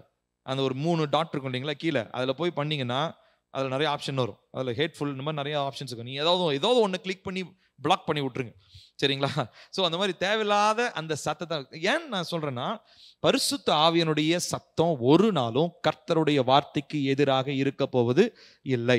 சரி, இப்போ நம்ம புரிந்து கொள்ள வேண்டிய ஒரு காரியம் என்னன்னு சொல்லி சொன்னால், நம்முடைய இந்த உள்ளான மனிதன் கர்த்தருடைய சத்தத்திற்கு எப்பொழுதும் ஆர்வம் உள்ளவராக, விட்டு கொடுக்கிறவராக இருக்கும் பொழுது உள்ளான மனிதனிடத்துல தான் கர்த்தர் பேசுவார். நல்லா கவனிக்கணும். என்னுடைய உள்ளான மனிதன் எப்போ ஆர்வமா இருக்கிறாரோ, ஈகரா இருக்கிறாரோ, ஏக்கத்தோட இருக்கிறாரோ, அப்பதான் பரிசுத்த ஆவியானவர் பேசுகிற சத்தத்தை உள்ளான மனுஷன்ல என்ன பண்ண முடியும், கேட்க முடியும். சோ அதனாலதான் இந்த நம்ம ஆவியில நிரம்பி ஜெபம் பண்றோம் பாத்தீங்களா, எல்லாரும் கவனிங்களேன். ஆவியில நிரம்பி ஜெபம் பண்றோம்ல, அந்நிய பாஷையில ஜெபம் பண்ணும்போது நம்மள அறியாமலே நம்மளுடைய இன்னர் மேன், உள்ளான மனுஷன் ஒரு ரெடினஸ்க்கு வந்துருவார். நான் சொல்றது புரியுதா? அதனாலதான் ஆவியில நிரம்பி ஜெபம் பண்றதை நம்ம என்ன பண்றோம்? இப்ப நம்ம 100 நாட்கள் பண்ணோம், 100 days நம்ம பண்ணோம். ஒருவேளை இன்னும் ஆவியினுடைய அபிஷேகத்தை பெறாதவங்க கேட்டுக்கிட்டே இருங்க, ஆண்டவரே உங்க அபிஷேகம் எனக்கு வேணும், அந்நிய பாஷை எனக்கு வேணும், அந்நிய பாஷையினுடைய வரம் எனக்கு வேணும். ஒரு சிலர் சோர்ந்து போயிருக்கலாம், 100 நாள் ஆச்சுங்க எனக்கு இன்னும் கிடைக்கலங்கன்னு அப்படிலாம் நீங்க யோசிச்சு சோர்ந்து போயிடாதீங்க. நான் உங்கள்கிட்ட சொல்றேன், உங்களை உற்சாகப்படுத்த விரும்புறேன். நான் கேட்டுக்கிட்டே இருங்க, ஆவியானவரே உங்களுடைய அபிஷேகம் எனக்கு வேணும், அந்நிய பாஷையில நான் ஜெபிக்கணும். ஸோ அந்நிய பாஷையில ஜெபிக்கும் போது ஒரு ஒரு விஷயம் நடக்குது. என்னன்னா, நம்முடைய உள்ளான மனுஷன் இருக்காரு இல்லைங்களா, அந்த இன்னர் மேன், அவரு ஒரு ரெடினஸ்லயே இருப்பார், அப்படியே ஆயத்தத்தோடயே இருப்பார். ஆயத்தத்தோடயே இருக்கும்போது பரிசுத்த ஆவியானவர் பேசுகிற சத்தத்தை என்ன பண்ண முடியும்? நம்மளால கேட்க முடியும். புரியுதுங்களா? இப்போ இந்த இன்னர் மேன் தூங்கிட்டாருன்னா ஆவியானவர் பேசிட்டு இருப்பாரு, ஆனா அவருடைய சத்தத்தை உள்ளான மனுஷனால என்ன பண்ண முடியாது? கேட்க முடியாது. ஜெபத்துல ஏதோ ஒரு 2 லைன் அந்நிய பாஷை பேசுறது வேற, ஆனா அந்நிய பாஷை மாத்திரமே அட்லீஸ்ட் ஒரு 1/2 hour நேரமே, எவ்வளோ பிஸியா இருந்தாலும் அட்லீஸ்ட் ஒரு 1/2 மணி நேரம். நான் இப்போ ரீசெண்டா நான் இந்த வாக்கிங் போக ஆரம்பிச்சிருக்கேன். நான் வாக்கிங் போகும்போது அந்நிய பாஷையில பேச ஆரம்பிப்பேன். அப்படியே அந்நிய பாஷையில பேசிட்டே போகிறோம். அன்னைக்கு ஒரு நாள் காதல பாட்டு போட்டுட்டு அந்நிய பாஷை பேசினா நல்லா சத்தமா பேசினா போல. ஒருத்தர் என்னை பைக்ல போறவர் திரும்பி பார்த்துட்டு போறாரு, என்னத்தை உளறிக்கிட்டு இருக்கிறான் அப்படின்னு. சரி, ஸோ நம்மளை யார் என்ன நினைச்சாலும் பரவாயில்ல, அட்லீஸ்ட் ஒரு 1/2 hour தினந்தோறும் காலையில அதிகாலையில நீங்க அந்நிய பாஷையில ஜெபம் பண்ண பழகுங்க. அந்நிய பாஷைன்றது என்ன பண்ணுதுன்னு சொன்ன, உங்களுடைய உள்ளான மனுஷனை ஆயத்தப்படுத்துது, ரெடி ஆக்குது. ரெடி ஆக்கும் போது அந்த நாள் ஃபுல்லா பரிசுத்த ஆவியானவர் பேசுகிற சத்தத்தை உங்களால் என்ன பண்ண முடியும்? கேட்க முடியும். சரிங்களா? அடுத்ததாக இன்னொரு காரியம், இப்போ பரிசுத்த ஆவியினுடைய சத்தத்தை கேட்க பழகும் போது நம்முடைய வாழ்க்கையில ட்ரையல் அண்ட் எரர் மெத்தட் இருக்காது. ட்ரையல் அண்ட் எரர்னு சொல்லுவாங்க. என்ன அர்த்தம்னா, இதை போறேன், இதை போய் செஞ்சு பார்க்குறேன், இது சாத்தியமாகலன்னா வேற விஷயத்த நான் ட்ரை பண்றேன். இப்படி வாழ்ற வாழ்க்கை மாறி they will be specific in their lives. அவங்களுடைய வாழ்க்கையில அவங்க குறிக்கோள் உடையவர்களாக ஒரு விஷயத்தை பண்ணணும்னா அந்த விஷயத்தை மாத்திரம் போயிட்டு பெர்ஃபெக்டா பண்ணிட்டு வர்றவங்களா இருப்பாங்க. ஸோ கர்த்தருடைய ஆவியருடைய சத்தத்தை கேட்கும் போது நடக்கிறது அதுதான். நம்ம ட்ரையல் அண்ட் எரர் மெத்தட் நமக்கு ஒர்க் அவுட் ஆகாது. நிறைய பேர் சொல்லுவாங்க இல்லைங்களா, இதை போவாங்க, ஒரு 4 நாள் செஞ்சு பார்க்குறேங்க, அது செட் ஆகலைன்னா நானும் வந்துடுறேங்க. இதை போய் பண்ணுவாங்க, இந்த மாத்திரையை சாப்பிட்றேங்க, இந்த மாத்திரை செட் ஆகலைன்னா வந்துடுறேன். இல்லை இந்த மாத்திரை, நான் நிறைய பேர் பார்த்தீங்கன்னா இந்த சிக்னஸுக்கு போவாங்க. நான் முதல்ல அந்த டாக்டரை பார்த்தேங்க, அவர் நமக்கு செட் ஆகலைங்க, அப்புறம் இந்த டாக்டர்கிட்ட போனேன், அப்புறம் இங்கே போனேங்க, இது செட் ஆகலைங்க, ஹோமியோபதி போனேன், செட் ஆகலைங்க, அடுத்து சித்தா போனேன். இப்படி ஒவ்வொருத்தருட்டையும் 4 நாளாக போய் வயிறே வீணா போயிருக்கும், குடல்லாம் புண்ணா போயிருக்கும், மருந்து சாப்பிட்டு. அப்போ ஒரு கஷ்டமோ ஒரு வியாதியோ ஏதோ ஒன்று தேவையோ எது வந்தாலும் பி ஸ்பெசிபிக். அதுக்கு தான் தேவ சத்தத்தை கேட்கணுன்றது. நான் சொல்றது புரியுதுங்களா உங்களுக்கு? தேவ சத்தத்தை நம்ம கேட்க ஆரம்பிக்கும் பொழுது நம்முடைய வாழ்க்கையில ட்ரையல் அண்ட் எரர்ன்றதே ஒன்று இருக்காது. ட்ரையல் அண்ட் எரர்னா என்ன அர்த்தம்? அது தமிழ்ல எனக்கு எக்ஸாக்டான வார்த்தை என்னன்னு எனக்கு தெரியல, அதனுடைய விளக்கத்தை சொல்றேன். ட்ரையல் அண்ட் எரர்னா ஒரு விஷயத்த போய் செஞ்சுட்டு அது எனக்கு செட் ஆகலைன்னா திரும்ப வந்துடுறது, திரும்ப அடுத்தது போறது, செட் ஆகலைன்னா திரும்ப வந்துடுறது, அடுத்தது போறது, செட் ஆகலைன்னா திரும்ப வந்துடுறது. இந்த மாதிரி டைமை நம்ம என்ன பண்ணிட்டு இருக்க மாட்டோம், வேஸ்ட் பண்ணிக்கிட்டு நம்ம இருக்க மாட்டோம். ஸோ ஒரு எக்ஸாம்பிள் நான் சொல்றேன், இன்னும் உங்களுக்கு தெளிவாக புரியும். நானும் சுதாவும் பார்த்தீங்கன்னா அந்த சுதாவுக்கு அந்த ஆப்ரேஷன் நடந்தது இல்லைங்களா, அந்த டைமுக்கு அதுக்கப்புறம் ஒரு ஃபியூ இயர்ஸ் கழிச்சு 2-3 டைம்லாம் டாக்டர்கிட்டலாம் போய் ஃபெர்டிலிட்டி ட்ரீட்மெண்ட்டுக்கெலாம் போகிறதுக்காக போனோம். ஏன் எல்லாருமே சொன்னாங்க டாக்டர் போய் பாருங்க. ஆனால் போகிறப்பெல்லாம் ஆவியானவர் என்ன சொல்லுவார்? வேண்டாம் அப்படின்னு. அதையும் மீறி போனால் அங்கே பார்த்தீங்கன்னா அவன் ஏதாவது ஒன்று இடக்க முடக்கா சொல்லுவான், அதுக்கப்புறம் மனசு உடைஞ்சு போய் திரும்ப வருது. அப்போ ஆண்டவர் சொல்லுவார், நான் இதுக்கு தான் நான் போய் வேணான்னு சொன்னேன்ல, அமைதெல்லாம் என் சமூகத்தில் காத்திருக்க வேண்டியதானேன்னு. இந்த மாதிரி கிட்டத்தட்ட போய் இந்த இத்தனை வருஷங்கள்ல பல தடவை தேவன் என்கிட்ட பேசியிருக்காரு. ஆனாலும் 2-3 டைம் யாரோ சொன்னாங்கன்னு போறது, அப்புறம் இவங்க திருப்திக்கு போறது, இப்படியே ஒரு 2-3 டைம் போய் கடைசியா ஒரு நாள் ஆண்டவர் எனக்கு இரவுல ட்ரீம் வழியாக தெளிவா வெளிப்படுத்தினார், நீ போகவே கூடாது இனிமேட்டு இந்த காரியத்தை. ஏன்னா இது வெளியில யாராவதுட்ட போய் சொன்னேங்க, இதெல்லாம் என்னங்க நியாயமா? கர்த்தர் எப்படிங்க போக வேணான்னு சொல்லுவாரு? அப்புறம் எதுக்கு டாக்டர் எல்லாம் உருவாக்கி வச்சிருக்கிறாரு? டாக்டர் எவனுக்கோ உருவாக்கி இருக்கிறாரு, ஆனா எனக்கு கிடையாது. ஃபெர்டிலிட்டி ட்ரீட்மெண்ட் யாருக்கோ உருவாக்கி இருக்கலாம், ஆனா கர்த்தர் எனக்கும் என் மனைவிக்காக அதை உருவாக்கல. ஏன்னா கர்த்தருடைய தலையீடு அதுல இருக்கணும்னு அவர் என்ன பண்றாரு, விரும்புறாரு. அப்போ ஒவ்வொரு தடவையும் ட்ரீட்மெண்ட்டுக்காக நானும் என் ஒய்ஃபும் ஏதாவது ஸ்டெப் எடுக்கும் போது கர்த்தர் பேசிகிட்டே இருப்பார். போகாத போகாதன்னு பேசுவார். அதையும் மீறும் போது கனவுல பேசுவார். இப்போ இதையும் மீறி நான் செஞ்சேன்னு வச்சுக்கோங்களேன், கண்டிப்பாக என்னுடைய வாழ்க்கையில் பயங்கரமான பலவீனம் வரலாம், சோறு ஏதோ ஒன்று நடக்கலாம். ஆனால் அது மட்டும் எனக்கு தெரியும். ஆனால் நான் இன்னொரு விதத்தில் நான் புரிஞ்சுக்கொள்றது, கர்த்தர் என்னை இன்னும் என்ன பண்ணுறது, என்னை கைவிடலை, என்னை நேசிக்கிறத அவர் மறக்கலை. அதனால இன்னும் என்கிட்ட என்ன பண்ணிக்கிட்டே இருக்கிறாரு, பேசிக்கிட்டே இருக்கிறார். ஒரு விஷயத்த என்கிட்ட திரும்ப திரும்ப கன்ஃபார்ம் பண்ணிக்கிட்டே இருக்கிறார். அதனால நானும் என் மனைவியும் கவலைப்படுறதே கிடையாது. அவங்க ஃபியூ டேஸ் அப்படி இருந்தாங்க. அப்புறம் ஒரு ஃபியூ இயர்ஸ் ஆனதுக்கப்புறம் அவங்களும் கர்த்தருடைய சமூகத்தில் அவங்களுடைய இருதயத்தை அவங்க திடப்படுத்தி கொண்டாங்க. இருதயத்தில் கர்த்தர் அந்த மாற்றத்தை அவங்களுக்கும் கொடுத்துருக்கிறார். இப்போ நான் எதுக்காக சொல்ல வரேன்னா, இதெல்லாம் வந்து நான் லிட்ரலாகவே இந்த மாதிரி சூழ்நிலையில் நான் கர்த்தருடைய சத்தத்தை கேட்டிருக்கிறேன். நீ போகாத, டோன்ட் கோ. ஆனால் இதை மீறி நான் போயிருக்கலாம். ஆனால் கர்த்தருடைய மெல்லிய சத்தத்தை நான் உதாசீனப்படுத்தியிருப்பேன். கர்த்தருடைய சத்தத்தை நான் உதாசீனப்படுத்தும் போது ஆவியானவருடைய ஃப்ளோவில் நான் என்ன இருக்க மாட்டேன். ஆவியோடைய ஃப்ளோவில் என்னால் என்ன பண்ணியிருக்க முடியாது, போயிருக்க முடியாது. அந்த நிறைவில் போயிருக்க முடியாது. அந்த அபிஷேகத்தின் நிறைவு எனக்கு வந்திருக்காது. ஆவியானுடைய ஊழியத்தின் அந்த பாரம் எனக்குள்ள வந்திருக்காது. ஆனால் இன்னைக்கு வரைக்கும் கர்த்தர் எங்களுடைய வாழ்க்கையில நேர்த்தியான காரியங்களை என்ன பண்ணிட்டு இருக்கிறாரு, நடத்தி கொண்டு வர. ஸோ நான் முன்னாடி சாட்சியா இருக்கேன். கர்த்தர் என் காதுகளிலே பேசின சத்தத்துக்கு நான் ஒரு அத்தாட்சி. நான் உங்களுக்கு முன்னாடி ஒரு சாட்சியா நிற்கிறேன். அப்ப கர்த்தருடைய சத்தத்துக்கு கேட்க பழகுங்க. கர்த்தருடைய சத்தத்தை, நமக்கு பரிசுத்த ஆவியினுடைய சத்தத்தை கேட்க பழகும் போது நமக்குள்ள ஒரு கான்ஃபிடன்ஸ் வரும், ஒரு தைரியம் வரும். உலகமே தலைகீழா போனாலும் நம்ம தைரியமா நம்மளால நிலைச்சு நிற்க முடியும். ஏன்னா அது யாருடைய சத்தம்? பிசாசோ மனுஷனோ வேற யாரு கொடுக்குற சத்தம் இல்லை, அது பரிசுத்த ஆவியானுடைய சத்தமாக அது இருக்கிறது. அப்போ இவ்விதமா நம்ம இருக்கும்போது இந்த ட்ரையல் அண்ட் எரர், அதுக்காக நான் சொல்ல வந்தேன். இப்போ நிறைய பேர் எனக்கு அப்புறம் கல்யாணம் பண்ணவங்க, இல்லை எனக்கு முன்னாடி கல்யாணம் பண்ணவங்க நிறைய பேர் சொல்லுவாங்க, இங்கே போங்க, இந்த ஹாஸ்பிட்டல் இந்த டாக்டரை போய் பாருங்க, இந்த டாக்டர் செட் ஆகலையா அந்த டாக்டர் போய் பாருங்க, இது செட் ஆகலைங்களா இவங்க போய் பாருங்க, இவங்க ரொம்ப ஸ்பெஷல், இவங்க கை தேர்ந்தவங்க, இது மாதிரிலாம் பல விஷயம் சொல்லுவாங்க. ஆனால் பரிசுத்த ஆவியானவர் என்ன சொன்னாரு? போகாது. பாருங்க, அதுதான் trial and error work out ஆகாது. ஆவியானவரால் நீங்க நிரப்பப்பட்டீங்கன்னா trial and error work out ஆகாது. அவர் ஸ்பெசிஃபிக்கா இருப்பாரு. போனா போ சொல்லுவாரு, போக வேணாம்னா போக வேணான்னு சொல்லுவார். அவ்வளவுதான். எஸ் ஆர் நோ, மேபிலாம் ஆண்டவர் சொல்லவே மாட்டார். சரிங்களா? ஸோ இந்த ஒரு விஷயத்துல நம்ம ரொம்ப ரொம்ப ஜாக்கிரதையா இருக்கணும். ஸோ நம்ம இன்னொன்று புரிந்து கொள்ள வேண்டும், கர்த்தருடைய சத்தம் எல்லா பிள்ளைகளுக்கும் இருக்கிறது. It is for every one. தன்னுடைய பிள்ளைகள், இது வந்து பாஸ்டருக்கு எனக்கோ, பாஸ்டருடைய ஒய்ஃபுக்கோ, பாஸ்டர் பிள்ளைங்களுக்கோ மாத்திரம் எக்ஸ்க்ளூசிவா கிடையாது. தேவ பிள்ளைகள் எல்லோருக்கும் கர்த்தருடைய சத்தம் உண்டாகும். ஆனா அவங்க கர்த்தருடைய சமூகத்துல அவங்க ஆவலோடு அவங்க காத்திருக்க வேண்டும். ஒரே ஒரு ரெக்குயர்மெண்ட், ரட்சிக்கப்பட்டிருக்கணும், ரத்தத்தினால கழுவப்பட்டிருக்கணும், பரிசுத்த ஆவியினுடைய நிறைவை நம்ம பெற்றிருந்தா போதும். பரிசுத்த ஆவியினுடைய சத்தத்தை, தேவனுடைய சத்தத்தை பரிசுத்த ஆவியினர் மூலமா நம்ம கேட்க முடியும். பாருங்க 1 சாமுவேல் 28:6.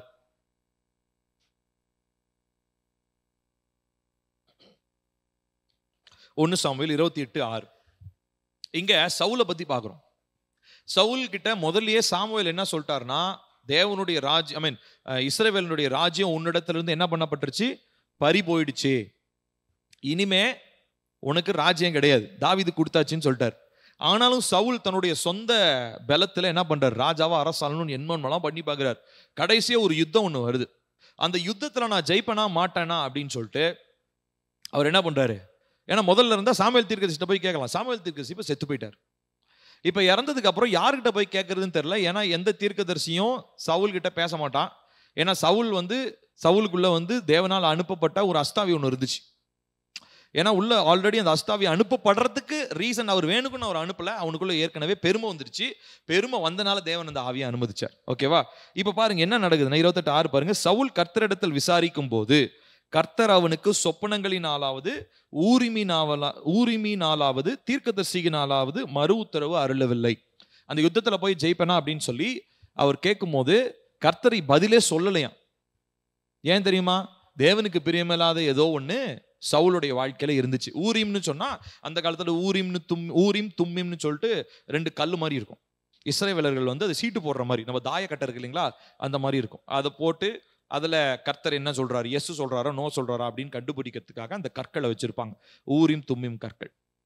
ஆகையினால அதையும் போட்டு எதுலையுமே ஆண்டவர் பதிலே சொல்லலைங்களாம். சொப்பனத்திலையும் பேசல, தீர்க்க தரிசனத்திலையும் மறு உத்தரவு அருளவில்லை. காரணம், சவுளுடைய இருதயத்துல என்ன இருந்தது, தேவனுக்கு பிரியமில்லாத பெருமை இருந்தது, அசுத்த ஆவிகள் இருந்தது. அதனால கர்த்தருடைய சத்தம் அவனிடத்துல கேட்கப்பட முடியல. அப்ப கர்த்தருடைய சத்தம் கேட்கப்படலனா இருதயத்துக்குள்ள ஏதோ பிரச்சனை இருக்கு அப்படின்னு சொல்லி அர்த்தம். அடுத்ததா கர்த்தருடைய சத்தத்தை குறித்து இன்னும் ஒரு சில வசனங்கள்லாம் இருக்கு, மார்க் பண்ணிக்கோங்க, எடுக்க வேண்டாம். சங்கீதம் 29:3, கர்த்தருடைய சத்தம் தண்ணீர்களின் மேல் தொனிக்கிறது, மகிமையுள்ள தேவன் முழங்குகிறார், கர்த்தர் திரளான தண்ணீர்கள் மேல் இருக்கிறார் அப்படின்னு சொல்லி இங்க சங்கீதத்துல இருக்கு. ஒரே ஒரு வசனத்தை மட்டும் வாசிச்சு நம்ம ஜெபிக்க போகிறோம். ஏசாயா 30:21. எல்லாரும் எழுந்து நிற்கலாமா? எழுந்து நின்று நம்ம ஜெபிக்க போகிற வசனத்தை வாசிச்சு நம்ம ஜெபிக்க போகிறோம். ஏசாயா 30:21. நீங்கள் வலதுபுறமாய் சாயும் போதும் இடதுபுறமாய் சாயும் போதும் வழி இதுவே, இதிலே நடவுங்கள் என்று உங்களுக்கு பின்னாலே சொல்லும் வார்த்தையை உங்கள் காதுகள் கேட்கும். திரும்ப வாசிக்கலாமா? நீங்கள் வலதுபுறமாய் சாயும் போதும் இடதுபுறமாய் சாயும் போதும் வழி இதுவே, இதிலே நடவுங்கள் என்று உங்களுக்கு பின்னாலே சொல்லும் வார்த்தையை உங்கள் காதுகள் கேட்கும். அப்ப நம்முடைய காதுகள் பரிசுத்த ஆவியுடைய சத்தத்தை கேட்கணும். நம்ம போக வேண்டிய வழிகளை நமக்கு கற்றுக் கொடுக்கணும். அதனால அதற்காக நம்ம ஜெபிக்க போறோம். நம்ம எல்லாரும் கண்களை மூடுவோமா? தேவனை நோக்கி பார்ப்போம். நம்ம இருதயத்தின் மேல கை வச்சு இப்ப நான் சொல்ற இந்த ஜெபத்தை என் பின்னாடி சொல்லுங்க. பிதாவாகிய தேவனே, பரிசுத்த ஆவியானவர் மூலமாய் நீர் பேசுவதை நான் கேட்கும்படி இன்று என் காதுகளை நீர் திறக்கும்படி நான் இயேசுவின் நாமத்தில் ஜெபிக்கிறேன். ஆமென். கேட்கலாமா? கர்த்தாவே, நீங்க பேசுறதை என் காதுகள் கேட்கணும்ப்பா. அந்த மெல்லிய சத்தத்தை என் காதுகள் கேட்கணும். பரிசுத்த ஆவியானவர் பேசுகிற அந்த சத்தத்தை என் காதுகள் கேட்கணும். உதாசீனப்படுத்தக்கூடாது. அப்பா, சவுலுக்கு நீங்க பேசுற சத்தம் கேட்கல. காரணம், அவனுடைய இருதயத்துல பெருமை இருந்துச்சு. அவனுடைய இருதயத்துல அப்பா அசுத்த ஆவிகள் இருந்தது. ஆனாலும் கடந்த நாட்கள்ல நீர் எங்களுக்கு அந்த ஜெபங்களிலே நல்ல ஒரு இருதயத்துல ஒரு விடுதலையை தந்திருக்கிறீங்க.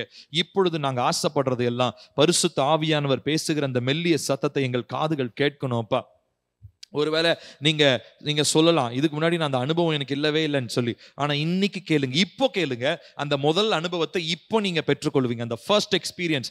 ஆவியனுடைய சத்தத்தை உங்கள் காதுகள் கேட்க அவர் பேசுவார். சொல்லுங்க, கர்த்தாவே, இது வரைக்கும் நான் அந்த அனுபவத்தை நான் பெறல அப்பா. இன்னைக்கு இப்பொழுது நான் ஊக்கமா நான் ஜெபிக்கிறேன் அப்பா, உண்மையா நான் ஜெபிக்கிறேன்.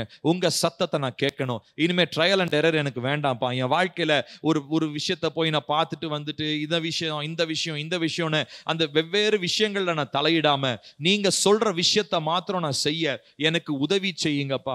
அந்த தேவையில்லாத எல்லா விதமான அந்த திசை திருப்பங்கள் என்னை விட்டு விலகட்டும் அப்பா. உங்க சத்தத்துக்கு மாத்திரம் நான் கீழ்ப்படிய எனக்கு உதவி செய்யுங்கப்பா. தேவையில்லாத எல்லா விதமான சத்தங்கள் என்னுடைய செவிகளை விட்டு வெளியேறட்டும் அப்பா. உங்க சத்தத்துக்கு மாத்திரம் நான் கீழ்ப்படிய காத்திருக்க எனக்கு உதவி செய்யுங்கப்பா. அடுத்ததாக சொல்லுவோம். பரலோக தேவனே, உம்முடைய சத்தத்தை நான் கேட்க முடியாதபடி அடைக்கப்பட்டிருக்கிற என்னுடைய காதுகள் இயேசுவின் நாமத்தில் திறக்கப்படுவதாக. ஆமென். எல்லாரும் காது மேல கை வச்சு ஜெபம் பண்ணுங்க. கர்த்தாவே, என் காதுகள் அடைக்கப்பட்டிருக்கிறதப்பா, இப்பொழுது இயேசுவின் நாமத்தினாலே திறக்கப்படுவதாக. எப்பத்தா என்று சொல்லுகிறோம். எங்கள் காதுகள் திறக்கப்படட்டும். எங்களுடைய ஆவிக்குரிய செவிகள் திறக்கப்பட்டு நாங்கள் கர்த்தருடைய சத்தத்தை நாங்க கேட்கணும்ப்பா. கர்த்தருடைய சத்தத்தை நாங்க கேட்கணும்ப்பா. கர்த்தருடைய சத்தத்தை நாங்க கேட்கணும். எங்கள் செவிகள் கர்த்தருடைய சத்தத்தை கேட்கட்டும். அடைபட்டிருக்கிறதான காதுகள் இயேசுவின் நாமத்தினாலே திறக்கப்படுவதாக என்று சொல்லி நாங்கள் ஜெபிக்கிறோம். அடுத்ததாக சொல்லுவோம். மகிமையின் தேவனே, பரிசுத்த ஆவியானவரின் மெல்லிய சத்தத்தை என்னுடைய காதுகள் கேட்க உணர்வுள்ளவனாய் இருக்க எனக்கு கற்றுத்தாரும். பரிசுத்த ஆவியானவரின் இந்த மெல்லிய சத்தத்தை என் இருதயத்தில் எப்பொழுதும் கேட்டு கீழ்ப்படிய எனக்கு உதவி செய்யும். ஆமென். சொல்லலாமா? கர்த்தாவே, இந்த நாட்களில் உங்களுடைய சத்தத்தை கேட்க என் காதுகளுக்கு ஆண்டவரே, என் காதுகளை திறக்கிறது மாத்திரம் இல்லை, நான் உணர்வுள்ளவனா இருக்கணும் ஆண்டவரே. நீங்க சொன்ன சத்தத்துக்கு நான் கீழ்ப்படியணும். ஒருவேளை நிறைய நேரங்கள்ல தேவன் அடுத்த காரியங்களை சொல்லாம இருக்கிறதுக்கு காரணம், அவர் ஏற்கனவே சொன்ன காரியங்களை நீங்க செய்யாம இருப்பீங்க. ஒருவேளை அப்படி இருந்தாலும் வரப்போற காரியங்களை கர்த்தர் பேச மாட்டார். அதனால இப்ப நீங்க ஆராய்ஞ்சு பாருங்க. ஒருவேளை கர்த்தர் சொன்ன எதை நீங்க செய்யாம விட்டீங்க, அதை கர்த்தர் இடத்துல கேளுங்க. கர்த்தாவே, இந்த காரியங்களை நான் செய்யாம விட்டுட்டேன், எனக்கு என்ன தயவா மன்னிங்க. இப்ப அந்த காரியங்களை செய்ய எனக்கு உதவி செய்யுங்க. அது மாத்திரமல்ல, உங்க சத்தத்தை நான் கேட்கணும். இனியும் நான் உங்க சத்தத்தை கேட்கணும் ஆண்டவரே. உங்க சத்தத்தை கேட்டு அதுக்கு நான் கீழ்ப்படி எனக்கு உதவி செய்யுங்கப்பா. அடுத்ததாக சொல்லுவோம். வல்லமையுள்ள பிதாவே, நான் உமக்கு செவி சாய்த்து கீழ்ப்படிவதில் அடுத்த படிக்கு முன்னேற எனக்கு கிருபை தாரும். என் காதுகளில் கேட்கும் பிசாசின் எல்லா குழப்பத்தின் சத்தங்களும் எங்கள் செவிகளை விட்டு இயேசுவின் நாமத்தில் வெளியேறுவதாக. ஆமென், ஆமென். சொல்லி ஜெபிக்கலாமா? கர்த்தாவே, நாங்க உங்க சத்தத்தை கேட்டு கீழ்ப்படியறதுல மாத்திரம் இல்லப்பா, இனிமே பிசாசனுடைய குழப்பமான எந்த சத்தங்களும் எங்கள் செவிகளில் எட்டக்கூடாது. சொல்லுங்க எல்லாரும் வாயை திறந்து.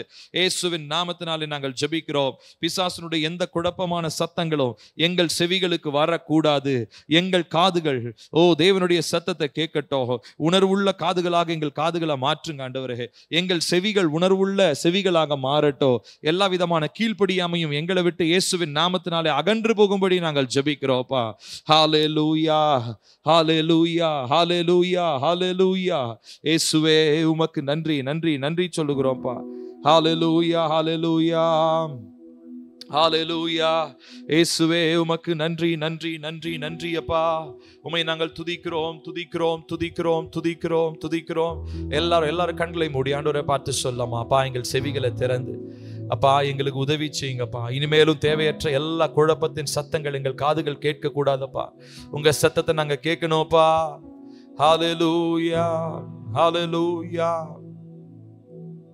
ஜீசஸ்.